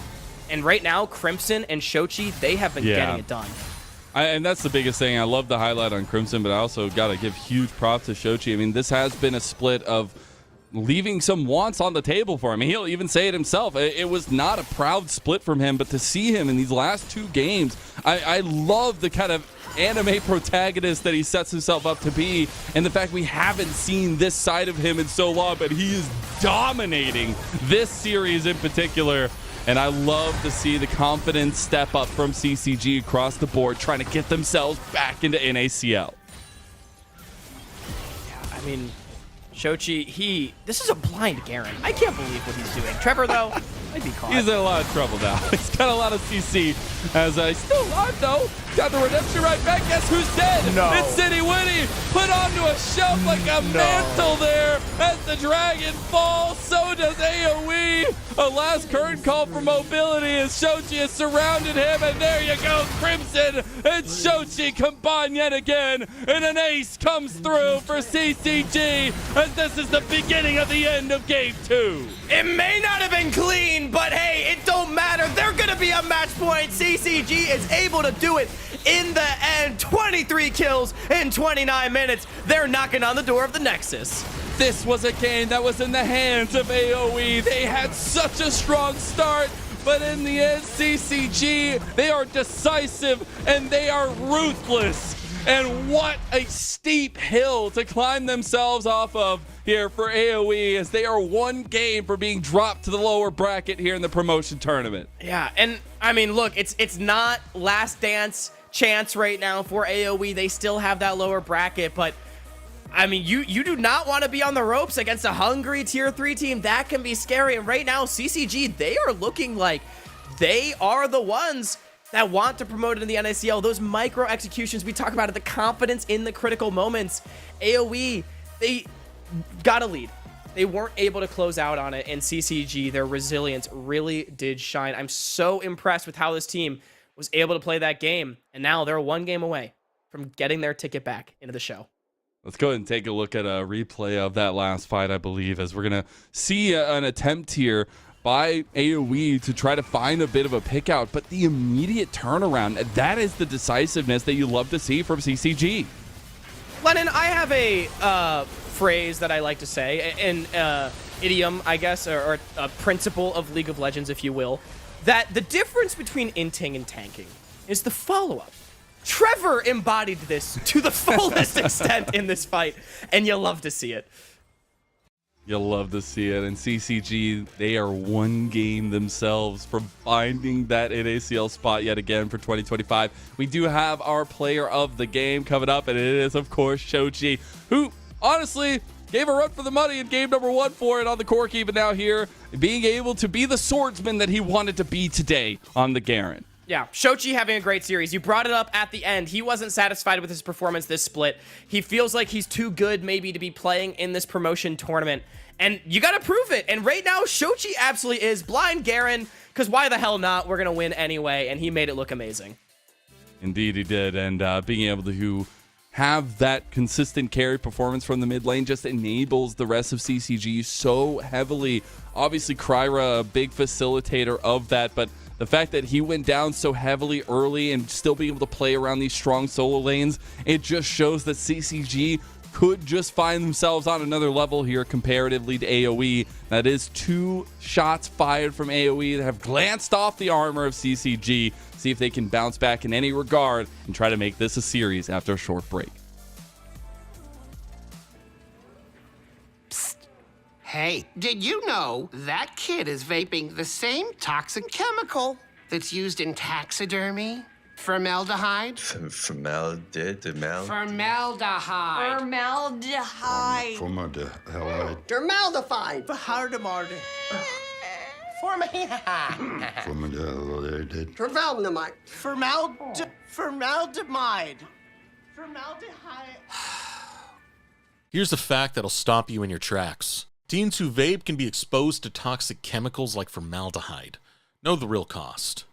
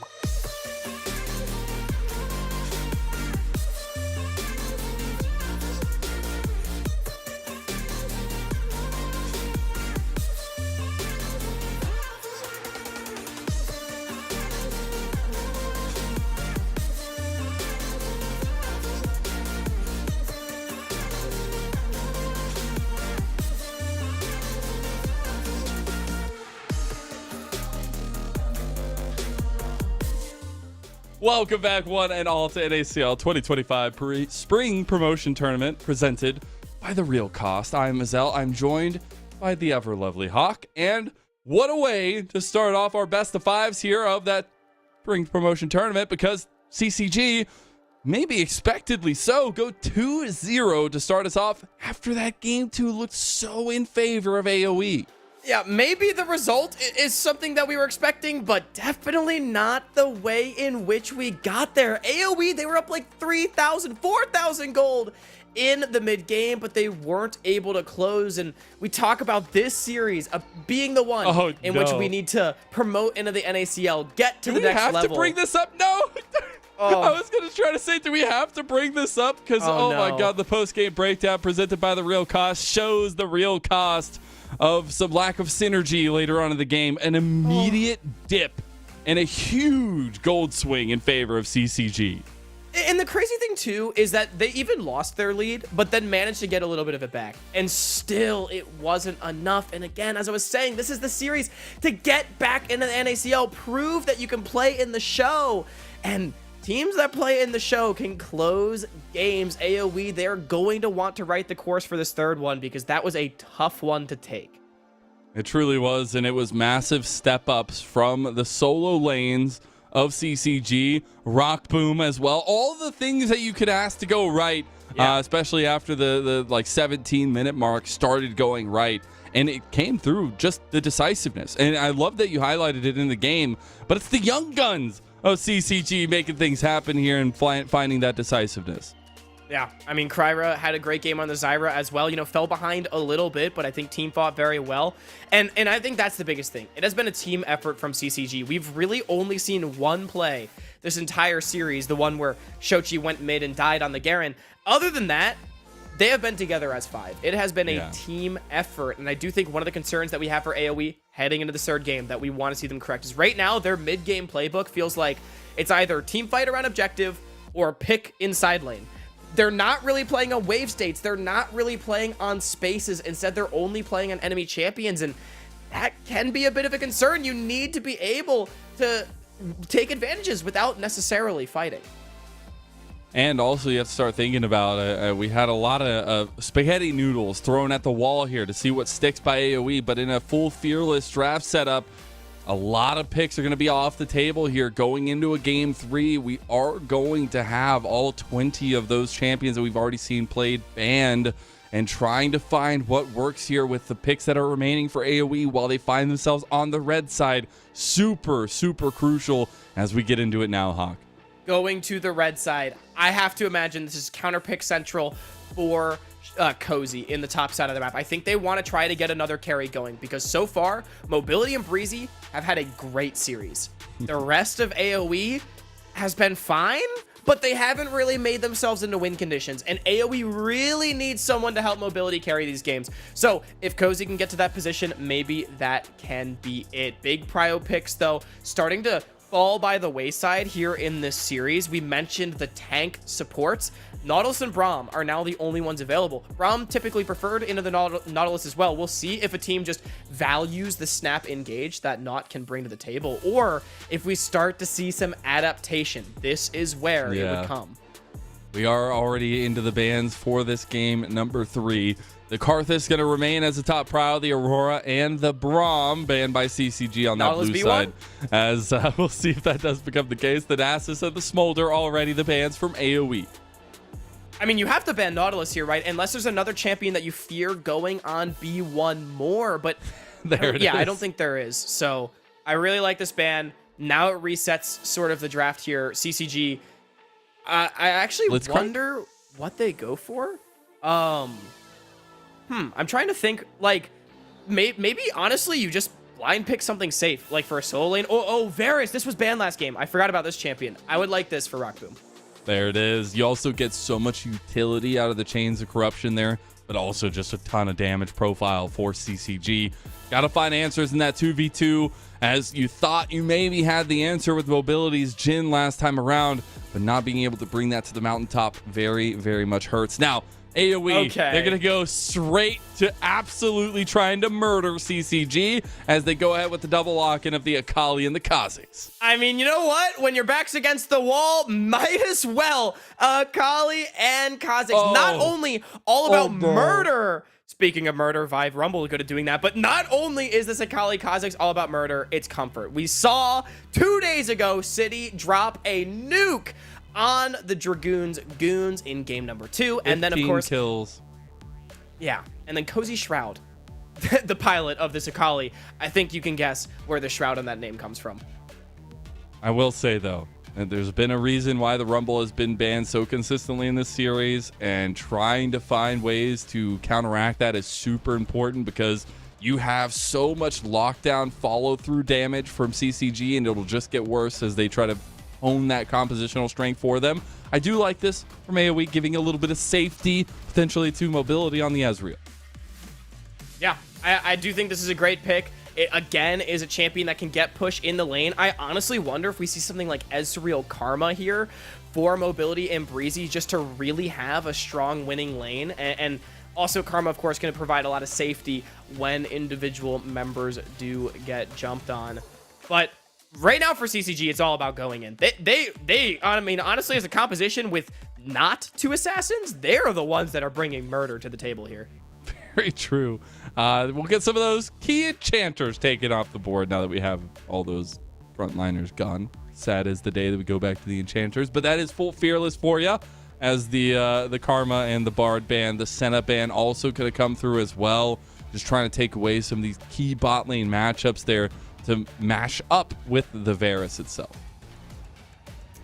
I am really curious to see what direction these teams go, because we also just in general have not really seen non-tank supports from Breezy and Trevor so far this split. They've not had to, right? Because Fearless Best of That's Threes, the meta. yeah, you usually could just play tanks the whole time, right? But now into the best of 5s, that is where that adaptation is going to have to come through. I do think, though, you blind pick a mid laner here for Onat. I actually think you R5 support if you're Breezy. I could absolutely see it. And I do actually like the Orianna ban here and just try to take away some of the ball delivery system combo that you can get there. It is the Ahri coming through. Some serious mobility and not the ADC out of mid lane. And that combo between mid jungle can be super important. Yeah, a lot of value on this Vi pick right now for Kryra, but a lot of threats on the other side. You can only deal with one at a time. Now, worth noting, this is pre-Worlds patch buff Ahri. Let's remember, we're still on the previous patch, so it's not quite as good, but Onat very comfortable on this champion. Definitely a mage specialist, I think it's fair to say. Shochi going to try to take advantage of the pick, though, and get a lead early on. I really like the Lucian pick right now. Also, just with the track record of the last 2 games, Shochi trying to take advantage of some of that momentum into Onat, but we'll see what their final pick is going to be here. I do imagine it has to be some setup for them because they have a lot of damage on the side of CCG, but they need something to kind of bring that together. I like and the it. I like it. is a massive, massive counter to so many pieces of AoE. I really like it too, because you also don't exactly need engage. You just need someone that can follow the Vi into the fray, right? And Poppy absolutely fits that bill. She brings a lot of follow-up CC, a lot of safety, the ability for CCG to draw battle lines and enable their double 80 carries to kite this one out is incredible. Yuumi on 5.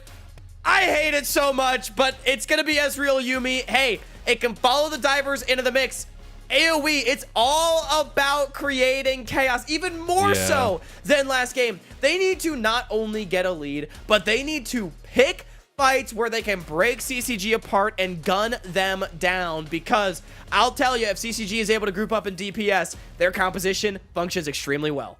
You've heard of double-edged sword. How about the quadruple-edged sword here from AoE? I mean, it is all the way just going for the damage profile for them, and the Poppy pick just got immense counter value out of all of those. You have so Yuumi, much by the way. spacing. Yeah, exactly. You can literally stop every single person in their tracks with that steadfast presence. It's so good. I'm gonna be honest, Lennon, I like CCG's draft. AoE right now, if they want to promote into the NACL today, they must win this game and do it on Comfort, do it on Assassins. But their back is definitely against the wall. The time is now. The winner of this series promotes and will be our first team to promote to NACL 2025. Will be the second time in this era of Tier 2 that a team defends their NACL spot. And everything has to give if AOE want a chance here. They need to find something in this best of 5 to hold on to. As we look at these two teams, make sure you're spamming in chat who you got, CCG or AOE, and see what AOE has in store for us now. It is all eyes on them. Comet Varus here for Shochi actually in the mid lane. So it's Rocco on the Lucian in bottom. And then Shochi's going to try to play range against Onat, which is interesting. I do like the choice to go Lethality Varus. It gives you that single target burst potential to pair with the Vi. And also, like, who are you hitting here on AoE when they're dashing everywhere? I mean, sure, Poppy will try to keep them still. But yeah, I think good adaptation here for CCG. And the man on our screen, City Witty, I've been saying it all series. So much responsibility, I think. Honestly, like, a genuine win condition for AoE is just drop a nuke like you did in game 2 2 days ago. I mean, that's what they're trying to do, right? Like, they're trying to get that essence back and maybe turn a little bit of that momentum to their side. Because last game, like, it was going their way. They had a 4,000 gold lead. And it just came down to the fact that CCG had a very particular comp. They were able to execute it on it well. Now, maybe AoE just trying to give them no chance at all to get to an execution point if they can get a lead in this game. Because with this comp, if you're ahead, it is so hard to even step anywhere for CCG. We are going to have that opposite side focus, the opposite side pathing for both junglers, and all eyes on City Witty where he wants to make his first mark. And opposite side pathing, we talked about what that means, okay. I don't know if you can take that damage early. The exhaust going to be cleansed out of mobility, has used everything except for the flash. It's going to be first blood mobility. Immediately turned back to by Trevor, though. And that's a 1-for-1 in bot lane, 2v2. Breezy trying to chase him down, but he's just a little Yumi. Both supports still down there, but first bloods have been struck. But look at the wave. It is way better for AoE. It's slow pushing into them. Breezy even able to cancel the recall. Not only that, it's mobility that actually got the kill. Rocco went for the cleanse on the exhaust thinking he had the damage, but remember, Yumi packs that extra combat summoner. It's the heal and the barrier that make the difference. And yet again, AoE, their bottom lane, is the shining light. Gonna be really hard to claw your way out of a Ezreal Yumi lane. It's gonna be really hard to even lock them down in a lot of cases. Now Kryra will be spotted out, but maybe it's a little bit too late for Cozy to get out. Does have that shuriken as he does make the distance. Oh, flash play for the cease and desist. Obviously not available yet as the Vault Breaker does go a little bit wide. Yeah, Kryra, I see wanting to go for it. I'm going to be honest, even if he hits that, I don't think they kill. So I don't really subscribe to that play from Kryra. Yeah. And regardless, Cozy obviously going to be very happy. Love to see the step up of AoE's bot lane, though. Consistently trying to get some damage down, peppering as much as possible into Rockboom and Trevor. Because that was kind of the primary focus when we were coming into this one, is both bot lanes. But particularly if AoE can make something happen in these 2v2s that can lead to other parts of the map having any strength. And so far after that Jhin game, you can see the mobility definitely stepping up to the plate, but needing to pull up the effort from AoE as a whole if they want to keep alive. I will say, you know, we talked a lot about the assassins on this AoE composition, but Ezreal can really cook here because you don't really want a full send onto an Ezreal Yumi with Vi Rumble. It's very hard to kill that guy, right? And so, as the most slippery and safest member... City Witty. Gonna get the flash out of Crimson there. Yeah, and Crimson kind of hates his life. This wave is tough right now. CCG, yet again, following behind the pace in the early game. This is what we wanted to see. AoE, still... They can fight CCG in these early stages. They have to prove, though, whether or not they can convert. Early neutral spawning on the map as well. AoE would really like to pick those ones up. I would actually like to see them prioritize the Void Grubs. It's mostly been Dragon priority from City, I feel, so far throughout this series. But when you have a composition that wants to play on side lanes with things like Ahri, like Akali, very slippery, hard to deal with, free time on turrets, you'd like if it sticks, and the Void Grubs help a lot with that. Also want to take a little bit of a side tangent here about this mid lane matchup as Shochi going to get traded on very heavily. Onat going to get traded right back with that piercing arrow. The thing that Shochi wants to do here, especially now that we're getting to level 6s, is keep pressure onto Onat. Because if Onat can get out the side lanes combined with City Witty, that is where this kind of duo comes alive for AoE. Yeah, that's a great point. And not only that, when you have the proactive composition, if you can sort of sever the map in half for CCG and not allow them to defend on both sides, it can also make things really difficult. But at the very least, CCG, you know, Crimson, he's been having a good time in Cozy. We've not seen too much of the monkey fighting, Lennon. I honestly do think he's backing up some of the talk that he had when you reached out to him. Yeah, trying to make sure that stays off the radar here for CCG, but also that he can turn advantages in lane into wins for his team. Trevor still playing with the vision, will be spotted out by AoE. As they are separated, though, it still means that because of the presence that Mobility and Breezy have, Dragon number 1 is going to go the way of City Witty. Yeah, it is the Dragon instead of the Void Grubs, which I would have liked to see City take that top side objective, but it makes sense, right? AoE, they're winning bottom lane and CCG's winning top. The formula does not get much more complicated than that, and Dragon stacking is still very good, especially when you do have this very assassin-heavy composition. Forcing CCG to fight when they might not have all their ducks in a row can put them into those dangerous situations where you can look for those flanks. Things might maybe break down in favor of AoE and put them in a position to perhaps win this third game. Yeah, I mean, trying to get any kind of stable ground to stand on in these best ofs is super important, and it only gets harder from here because full fearless just means every game that goes on, the picks get fewer and farther between. Now City Witty trying to make it happen on mid lane again, and there's a nice combo, but they can't follow through on the damage. There's one more Spirit Rush combo available for Onat. He really wants it. Chains of Corruption goes wide. Shochi gets solo as now he's all by himself, and that'll be a big kill to Onat. That was so well played by Onat. Charm Flash immediately to ensure that the burst lands onto Shochi. And Shochi, he stuck around. He wanted the outplay with the Chains of Corruption, but Onat stands tall, doesn't get hit, knows he has the damage with the final Spirit Rush charge, and finds the kill. After 2 games, love to see the step up from Onat as well, and being able to use his Ahri pick to make that happen.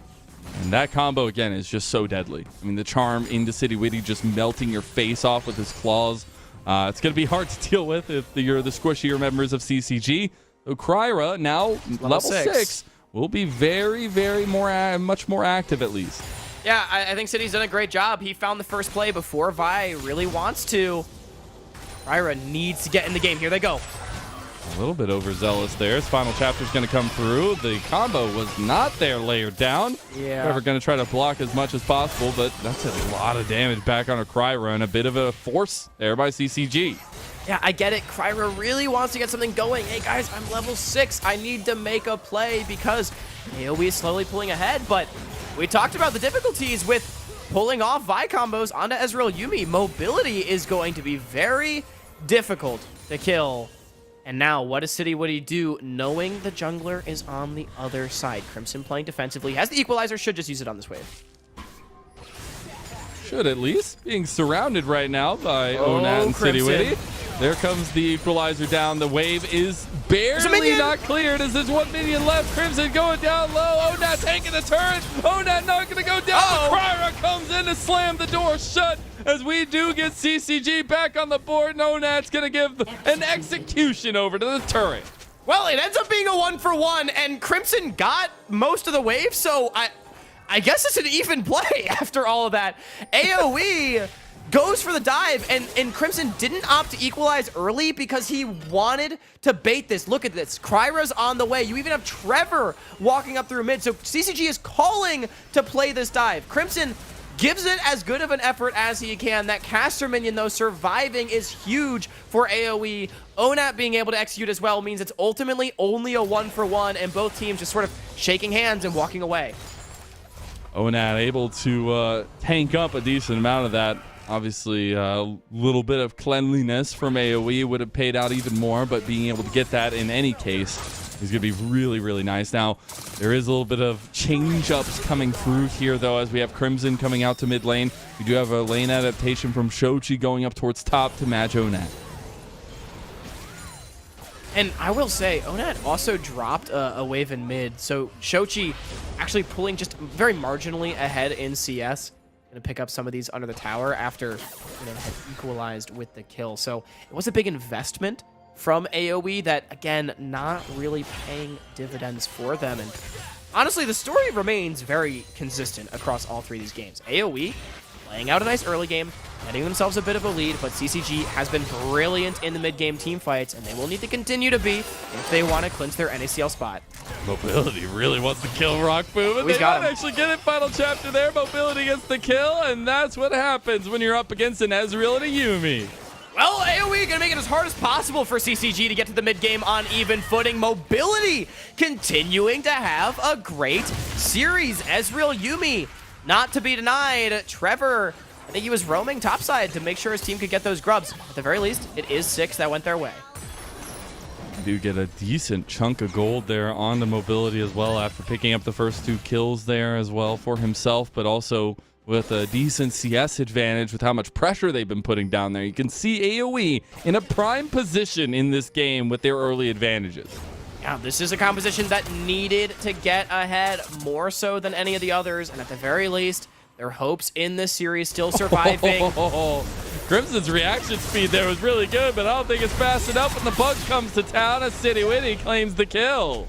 Yeah, but AoE wants to keep their foot on the gas. Nicely done from City, getting another kill over. They do give the dragon for it, though. Neutral objectives going the way of CCG does mean that they can pick and choose their fights a little bit more later. Yeah, getting the responses every time CCG comes up with something, or at least with AoE comes up with something, is really nice for CCG. And being able to even up that dragon, not give those early snowbally objective styles over to AoE is big. The Hextech Dragon also going to be heavily contested over, it feels like, with both these compositions. But for now, we will have to look over towards that positioning on top side or the Rift Herald spawning coming through. I expect there to be a scuffle around it. AoE wants to get everything that they can. Remember, this is the point of the game in which they've struggled. They've got their lead, 2,500 at 12.5 minutes. But opening up the map without allowing CCG back in has been a pain point. So let's see if they can do it. Turret plates falling in a minute will mean that Mobility can try to work on these towers. Oh, Mobility can get a chunk. True Shot Barrage is going to go a little bit wide there. Nice little 2v2s happening in bot side, but Mobility and Breezy will have the better end of it here. Ryra's here. Ryra's here and has cease and desist. I think CCG wants to bait this. They know Mobility's been playing aggressive, and City is far. He has no flash. He just burned it as well, so knowing that he doesn't have that, they want to try to capitalize. Here it comes. They try to get the wall. Got him! The CC chain, the one place that cannot go down, has just fled right open for AoE. And just like that, CCG strike. That's such a big kill. Rock Boom picks up one. Kryra getting the other, I believe. And look at where City is. Nowhere to be found. I will say, Lennon, this is one of the issues I highlighted with City. Not always there to cover his lanes. Mobility and Breezy want to play aggressive. They have to call their jungler. They do not. And instead get punished. And just like that, CCG starting to find their way back into this mid game. This team continues to impress me with the information game that they play with. I mean, they are able to dictate the map in so many ways. They know where the perfect place is to strike. And from a tier 2 team, you love to see it as they look to try to promote back at NACL. Now, it is AoE getting caught again. Mobility's going down for a second time in just a minute, it seems, as AoE try to fight back. They're getting CC chained down. They do end up getting Trevor. Cozy going ham here with the perfect execution, but goes down to a double kill. And now you got the damage profile with a triple kill for Rock Boom. Are you kidding me? CCG, just like that, they're back in the lead. It's going to be a Herald going their way after they found 3 kills in that top side fight. True Shot Barrage maybe gonna find Rock Boom, but no, it will not. CCG Esports, how do they keep doing it? I suppose we can find out. Trevor has been sick, finding Mobility again. The Poppy pick, man. Like, I don't even know what to say. It's literally Thanos in this game. Yeah, and once mobility's down, I mean, you can see AoE, they do so much damage. They want to section out the individual members, but CCG didn't let him. Yeah. Shochi's cooked, but, you know, it's okay. Small price to pay. A little bit of a side lane pick. That has been AoE's namesake, it feels like, in this series, being able to take advantage of some of those overextensions from CCG. But when fights start going that way, it gets oh so scary, as you do also have the Rift Herald now available for CCG to get some of the standing gold on the map. Yeah, and I mean, AoE, without any Void Grubs as well, progressing the game in a meaningful way with this assassin composition becomes very difficult when they don't have a real gold advantage. Look at this, CCG, they're going to take a top lane tier 2 without even needing the Herald due to those Void Grubs. At the very least, Onat does get first in bottom, so that extra gold injection to at least keep them, if only slightly, on the front foot. And I think that's something to be said, is at least for AoE, if you do find the right in, you can absolutely blow some of these fights out of the water, right? If Shochi and Rockboom are the ones that get caught, if Crimson even is the one to get caught, like, the damage profile from AoE is enough to deliver onto one of those picks, but it is also about the timings of those and trying to get that damage in as quickly as possible and reset the fights. We have, speaking of a little bit of resetting, 30 seconds for a dragon would be a second for either one of these teams. City Witty, I don't know if you want to get caught here. I mean, you're just a little bug, and that's a fly swatter coming right for you. Kryra goes on a killing spree against his counterpart of City Witty. Yeah, Trevor.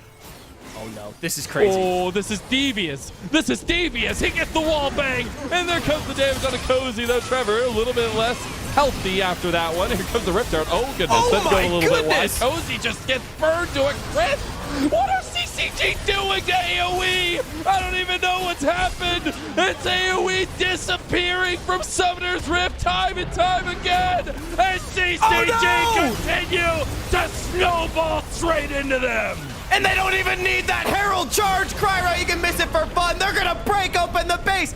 17 and a half minutes into the game. CCG knocking on the door of NACL. You called them a tier 2 team earlier, and they are looking to defend that moniker. City already picked by this point, and from here, it's just Crimson and Trevor playing like psychopaths. Cozy tries to cook, but unfortunately, the rest of his team was being cooked. He dives in with no follow-up, instantly gets exploded. Remember, no shortage of damage on the side of CCG in this game either.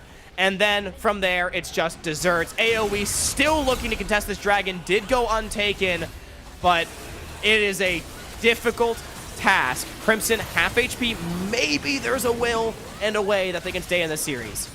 I mean, it was literally like 5. Oh, almost gets it. In the end, there's another wall bang with a rogue charge on a City Witty. Who has to get away. Does have Breezy underneath him. Does have that heal used on him. And here comes Onat trying to get a charge. Trying to get that charm. Now Trevor tanking up the front line. Here comes the cease and desist. The damage right back from CCG. They're feeling confident now that they do lose the Kryra. As now Shochi is the front line. Maybe not wanting to be as they go right back in on Onat. It's going to be the equalizer from distance to separate the fight there. But 3,000 gold in the lead, where just about a couple minutes ago, CCG were in a deficit.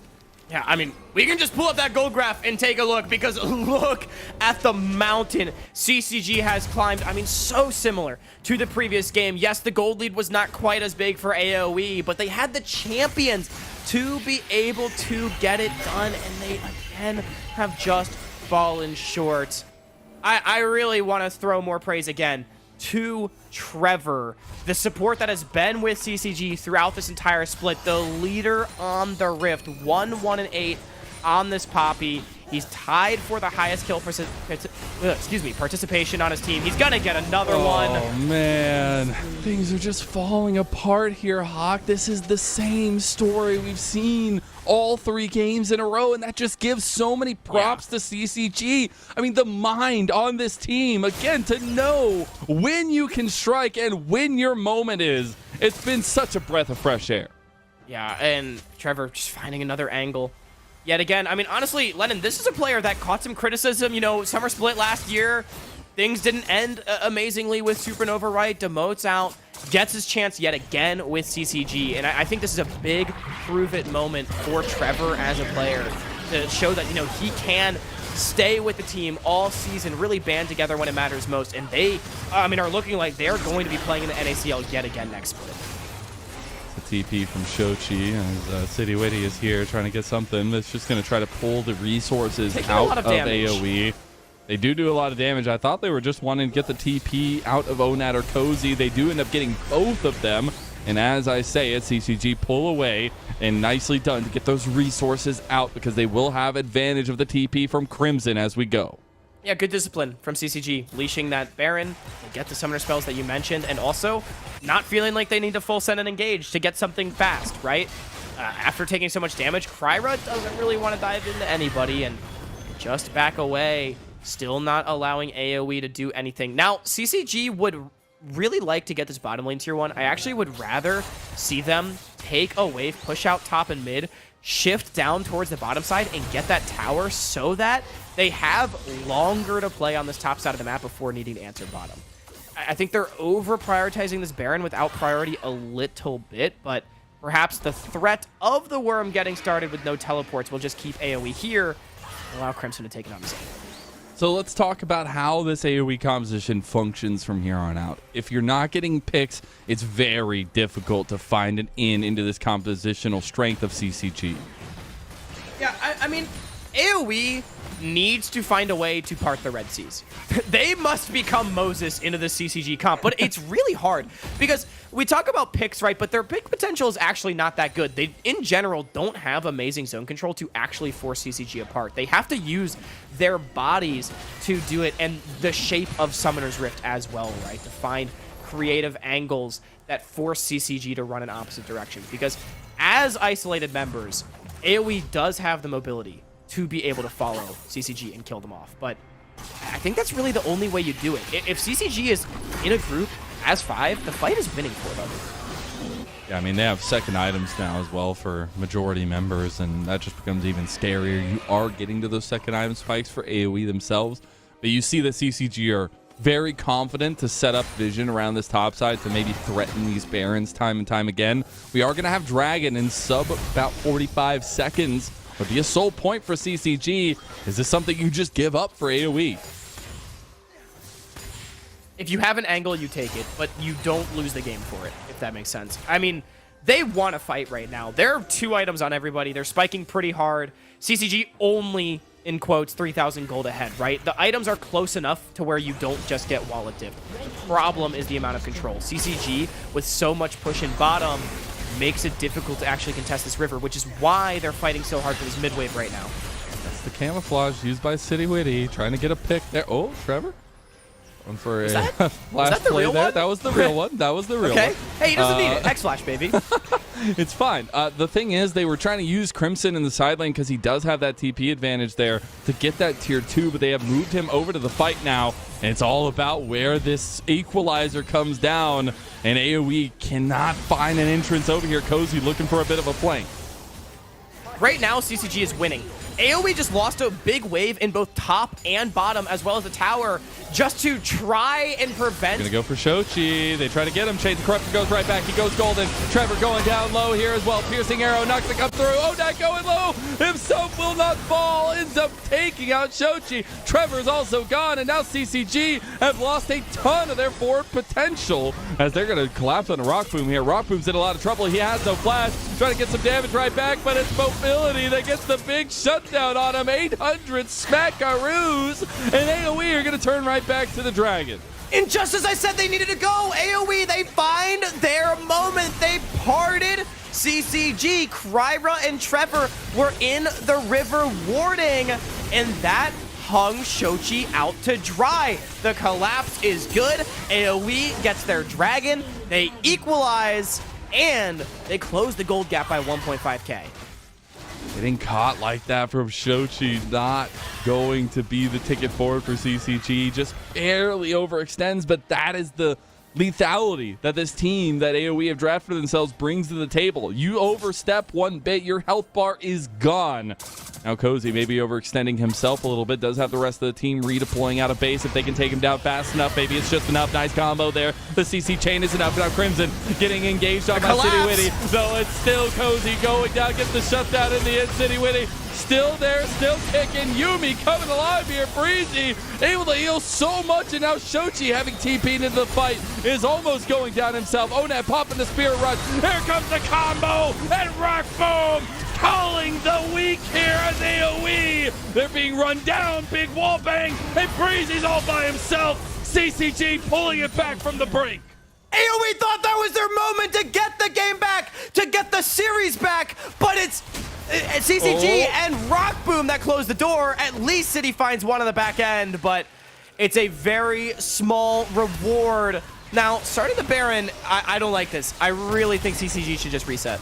This is bold. They're going to try to get City Witty here. They do have the vision there, but it's going to have that pink ward down. There's the TP coming right back in. Boy. That is Crimson joining. Trevor, very low, ends up going away. CCG do get the TP out of Cozy as well, but they'll trade that one right back in return. Yeah, and at the very least, AoE doesn't give the Baron. They keep the game close. Again, we discussed this, like 4 minutes ago? 2,500 gold is not enough to wallet gap, but it's CCG, ever hungry, that starts the play here on Cozy. Looks good, but Akali, so much time buying. The collapse from AoE is faster.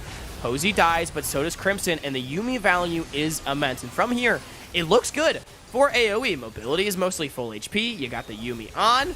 Hey guys, let's run forward. The problem is Rock Boom has arrived, and this Lucian still very strong. No matter how far behind Rock Boom seems to fall in lane, he is always a menace in these team fights, and CCG able to clean it up in the end. And again, just going back to the story of Rock Boom, a guy who's always looked for his own piece of the puzzle here, and the fact that we get him yet again in this promotion tournament, but really turning it up here in a game 3 on a Lucian AD, which we haven't seen, I feel like, in a long time, but able to step up with the 3-item spike now too. AoE, we're looking at mid lane. Trevor is here to try to counteract onto City Witty. There's nothing else going to come of it. AoE just looking for picks as best they can. Yeah, and I really like that gusto to continue pressing forward. Both the AD carries now on 3 items. CCG a couple of extra components in their inventories for the top side, but AoE, if they can find a fight on even footing, if they can break CCG apart, it is winning. CCG all about staying together. Safety in numbers is the name of the game. And with no dragon to fight for 1 minute 45 and no control over the topside river, AoE, they find themselves in a precarious position. Oh, they do this so fast with the 3-item spike there as well. It's already down a quarter. AoE need to try to get over here. City Witty going to be caught by Trevor. He has the cloak, though, so he will be able to dodge out of that one, though. Baron going down low. City Witty can't get into there. Rally cry. Baron buff secured by CCG, but how many can get out? Onat's in there by himself. Now City Witty coming over to try to clean house here. Trevor going low himself. Going to give his life to try to get more of the Baron buffs out of there. Trevor surviving for so long now as well. Finally falls to Onat, but everybody else has made the retreat, and Baron buffs aplenty for CCG. Yeah, Baron buff for 2. You'll take that every day of the week as CCG. Their members will have respawned as well for this Hextech Soul fight, should they choose to take it. AoE, let's see if they can get any towers. Map control would be such a godsend for them as far as finding the fights that they want. Top lane tier 1 looks like it should be burned down. CCG is at least in time to save their mid tower, though, and that is the important objective. Get a little bit of that standing gold before the onslaught continues. Still about 2 minutes on that Baron buff there for them. CCG going to try to clean up their side waves here before they get into this objective fight. As Kryra and Rock Boom are actually looking for Prio from mid lane, but here comes the redeploys from AoE using those Hex Gates to get out to the Dragon. You know they want this fight.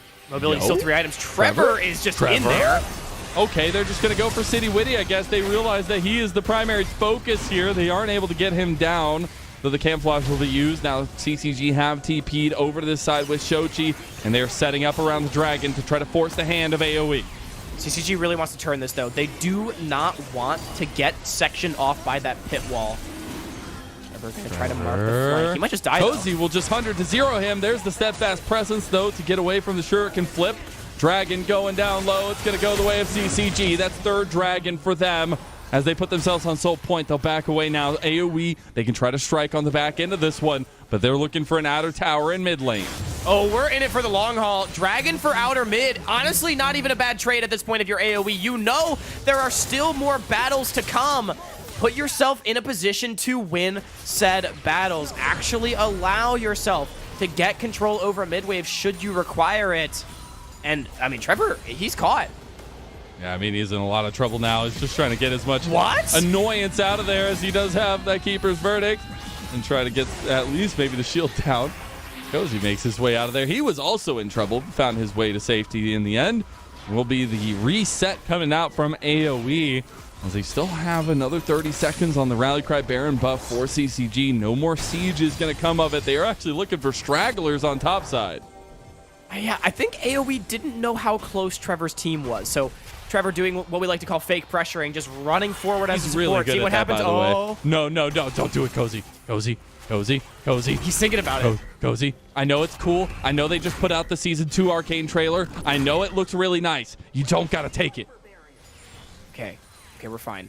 Oh my goodness. My life flashed before my eyes like before Cozy.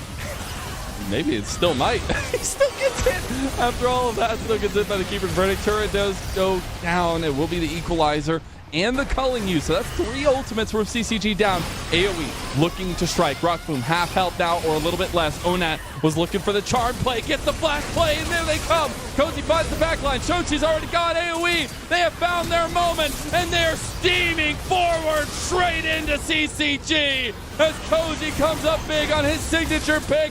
It's all of AoE that have found comfort here 31 and a half minutes in.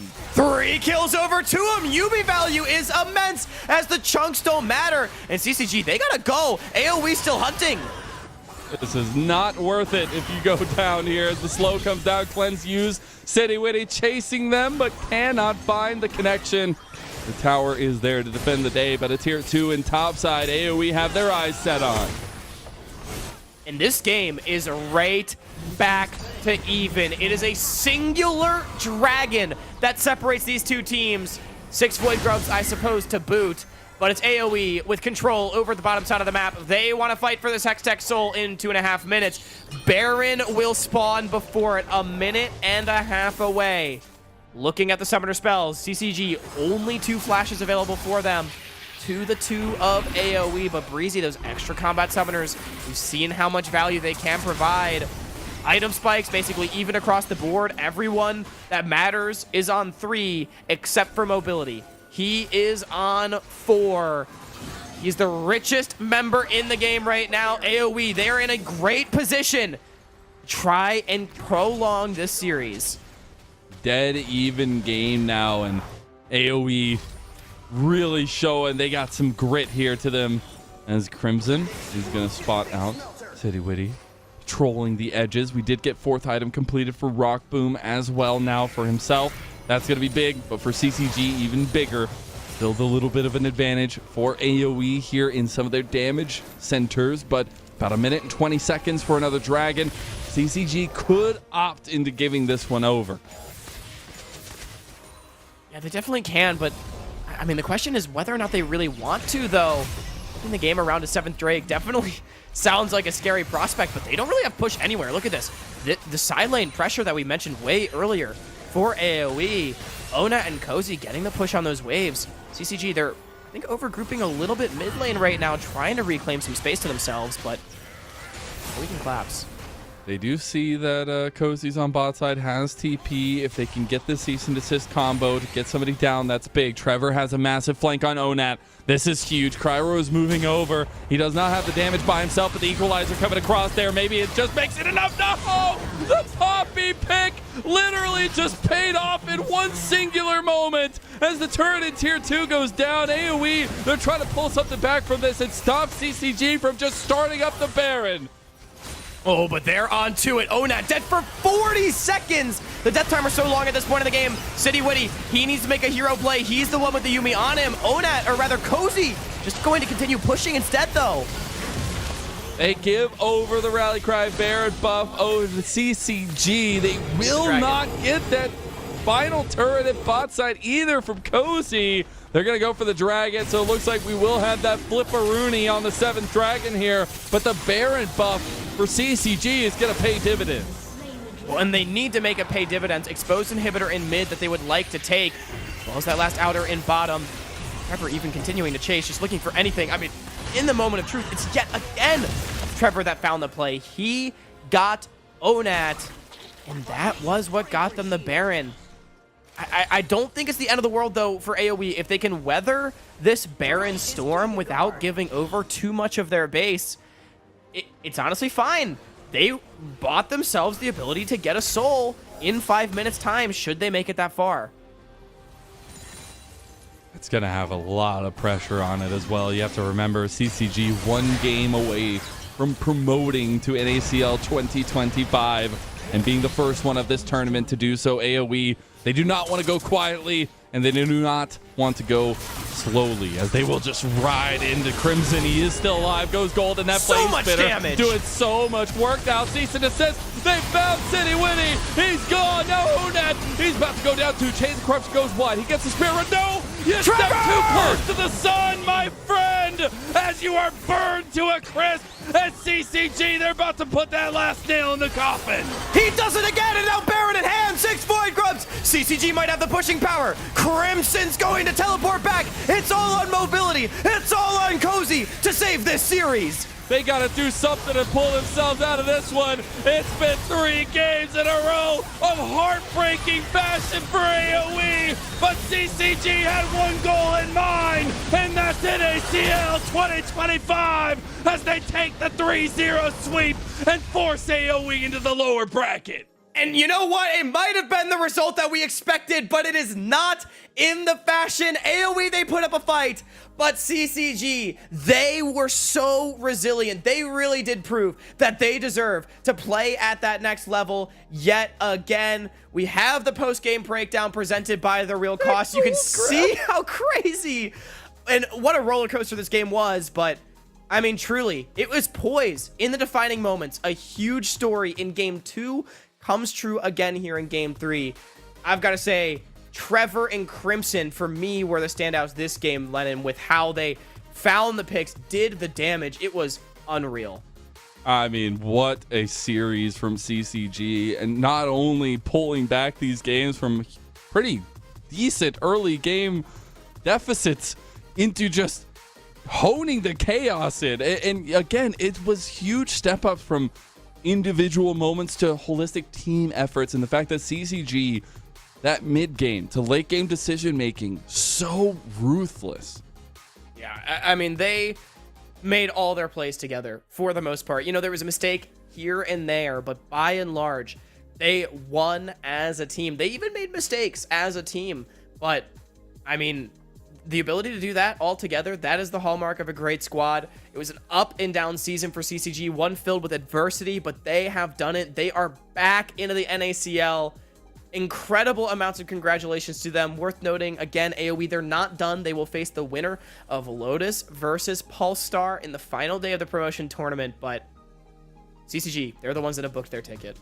Huge congratulations to CCG. Only the second time in this era of NACL to have a team defend their spot on NACL. Huge props to the way they were able to do it as well. We are going to step away for a little break. We'll be back with the Rally Cry post-game interview right after this. Psst. Hey, did you know that kid is vaping the same toxic chemical that's used in taxidermy? Formaldehyde? Formaldehyde? Formaldehyde. Formaldehyde. Formaldehyde. Formaldehyde. Formaldehyde. Formaldehyde. Formaldehyde. Formaldehyde. Formaldehyde. Here's a fact that'll stop you in your tracks. Teens who vape can be exposed to toxic chemicals like formaldehyde. Know the real cost.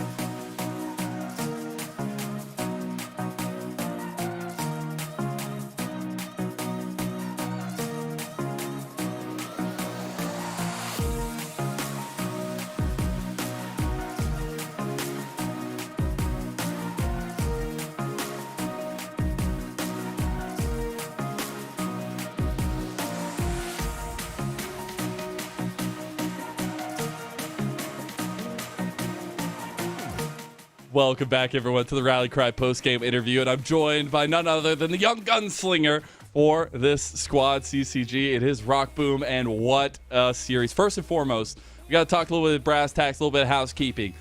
On that lit squad, it did not work out for you. It was disheartening. I know you were heartbroken, but to find redemption here and to be the first team that promotes in this tournament, how does it feel, man?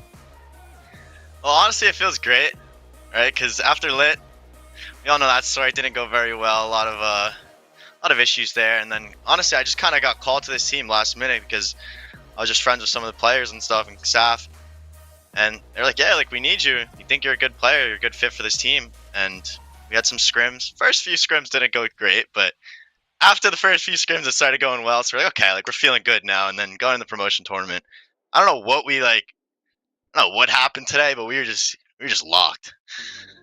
I love to hear it, man. Do you have any thoughts on what you will do differently this time in NACL, or at least in terms of what you want to approach differently coming back into Tier 2?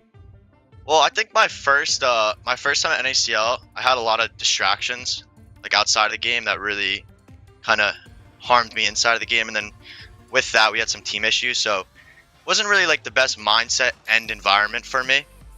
And honestly, going into NACL this time, I feel like I'm back at home. I feel great. Like I'm doing well, so I'm really happy right now. And I think with the right team or environment, I can prove a lot of people wrong about me, or correct if they're the fans out there. Yeah, I love to hear that. Now, let's talk about the series a little bit itself. You were talking a little bit beforehand. You felt like it should have been harder. Should have been a little bit more of a test for you guys. But the fact that you guys were able to claw back those mid games consistently against AoE, who were finding early game advantages, what really led to that? Was there a pole position from somebody that was really just guiding light for you guys, or was it just the whole team coming together? I think the idea of how we wanted to approach this series, just like the champions wanted to play, just get on them and win the fight, like go quick, right? I think we pretty much drafted that well, and our drafts were, in my opinion, a lot better. So I think with that, we were just able to kind of do what we wanted. Like we were like, okay, engage here, we engaged. They can't do anything here, let's do something here. And I don't know, if it didn't really feel very challenging, which feels weird.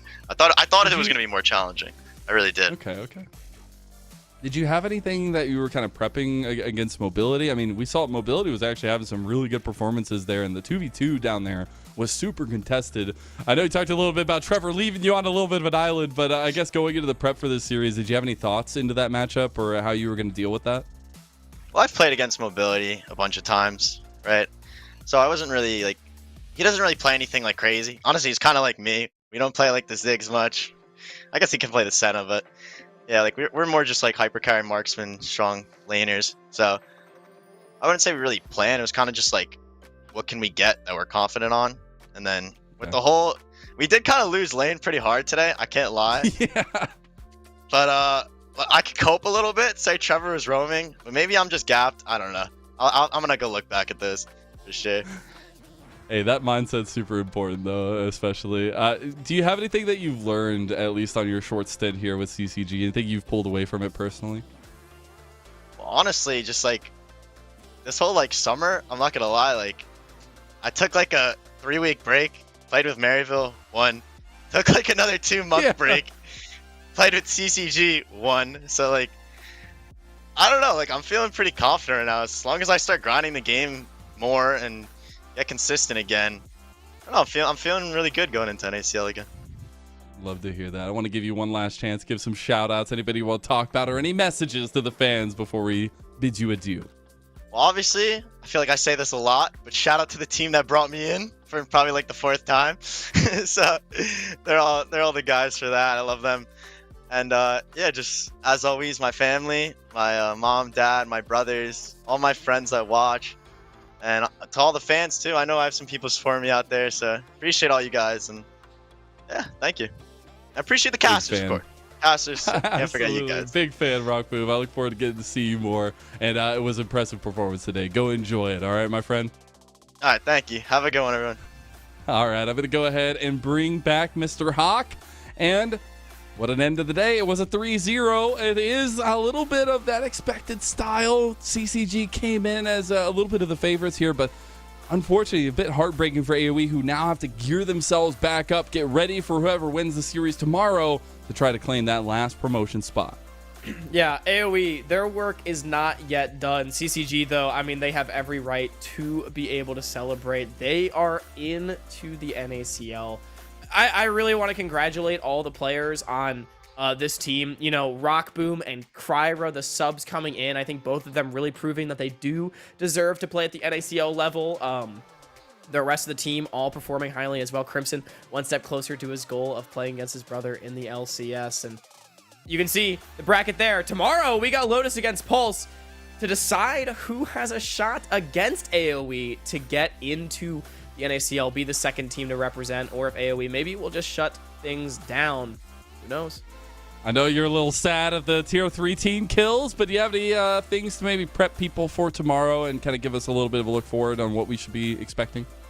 Yeah, you know, the tier 3 team kills, they hurt my heart a little bit, but I am still expecting a really, really fun series. Competitive both between Lotus and Pulse and whoever goes to play against AoE. I think Lotus and Pulse have both impressed so far throughout the tournament. I mean, substitutes for Pulse especially looking absolutely incredible, I think, compared to where our expectations were. I think I favor Lotus a little bit tomorrow, but Pulse has continued to surprise us throughout the split, and I mean, if Promotion Tournament has taught us anything, you can't count teams out, especially if they are the 4th seed.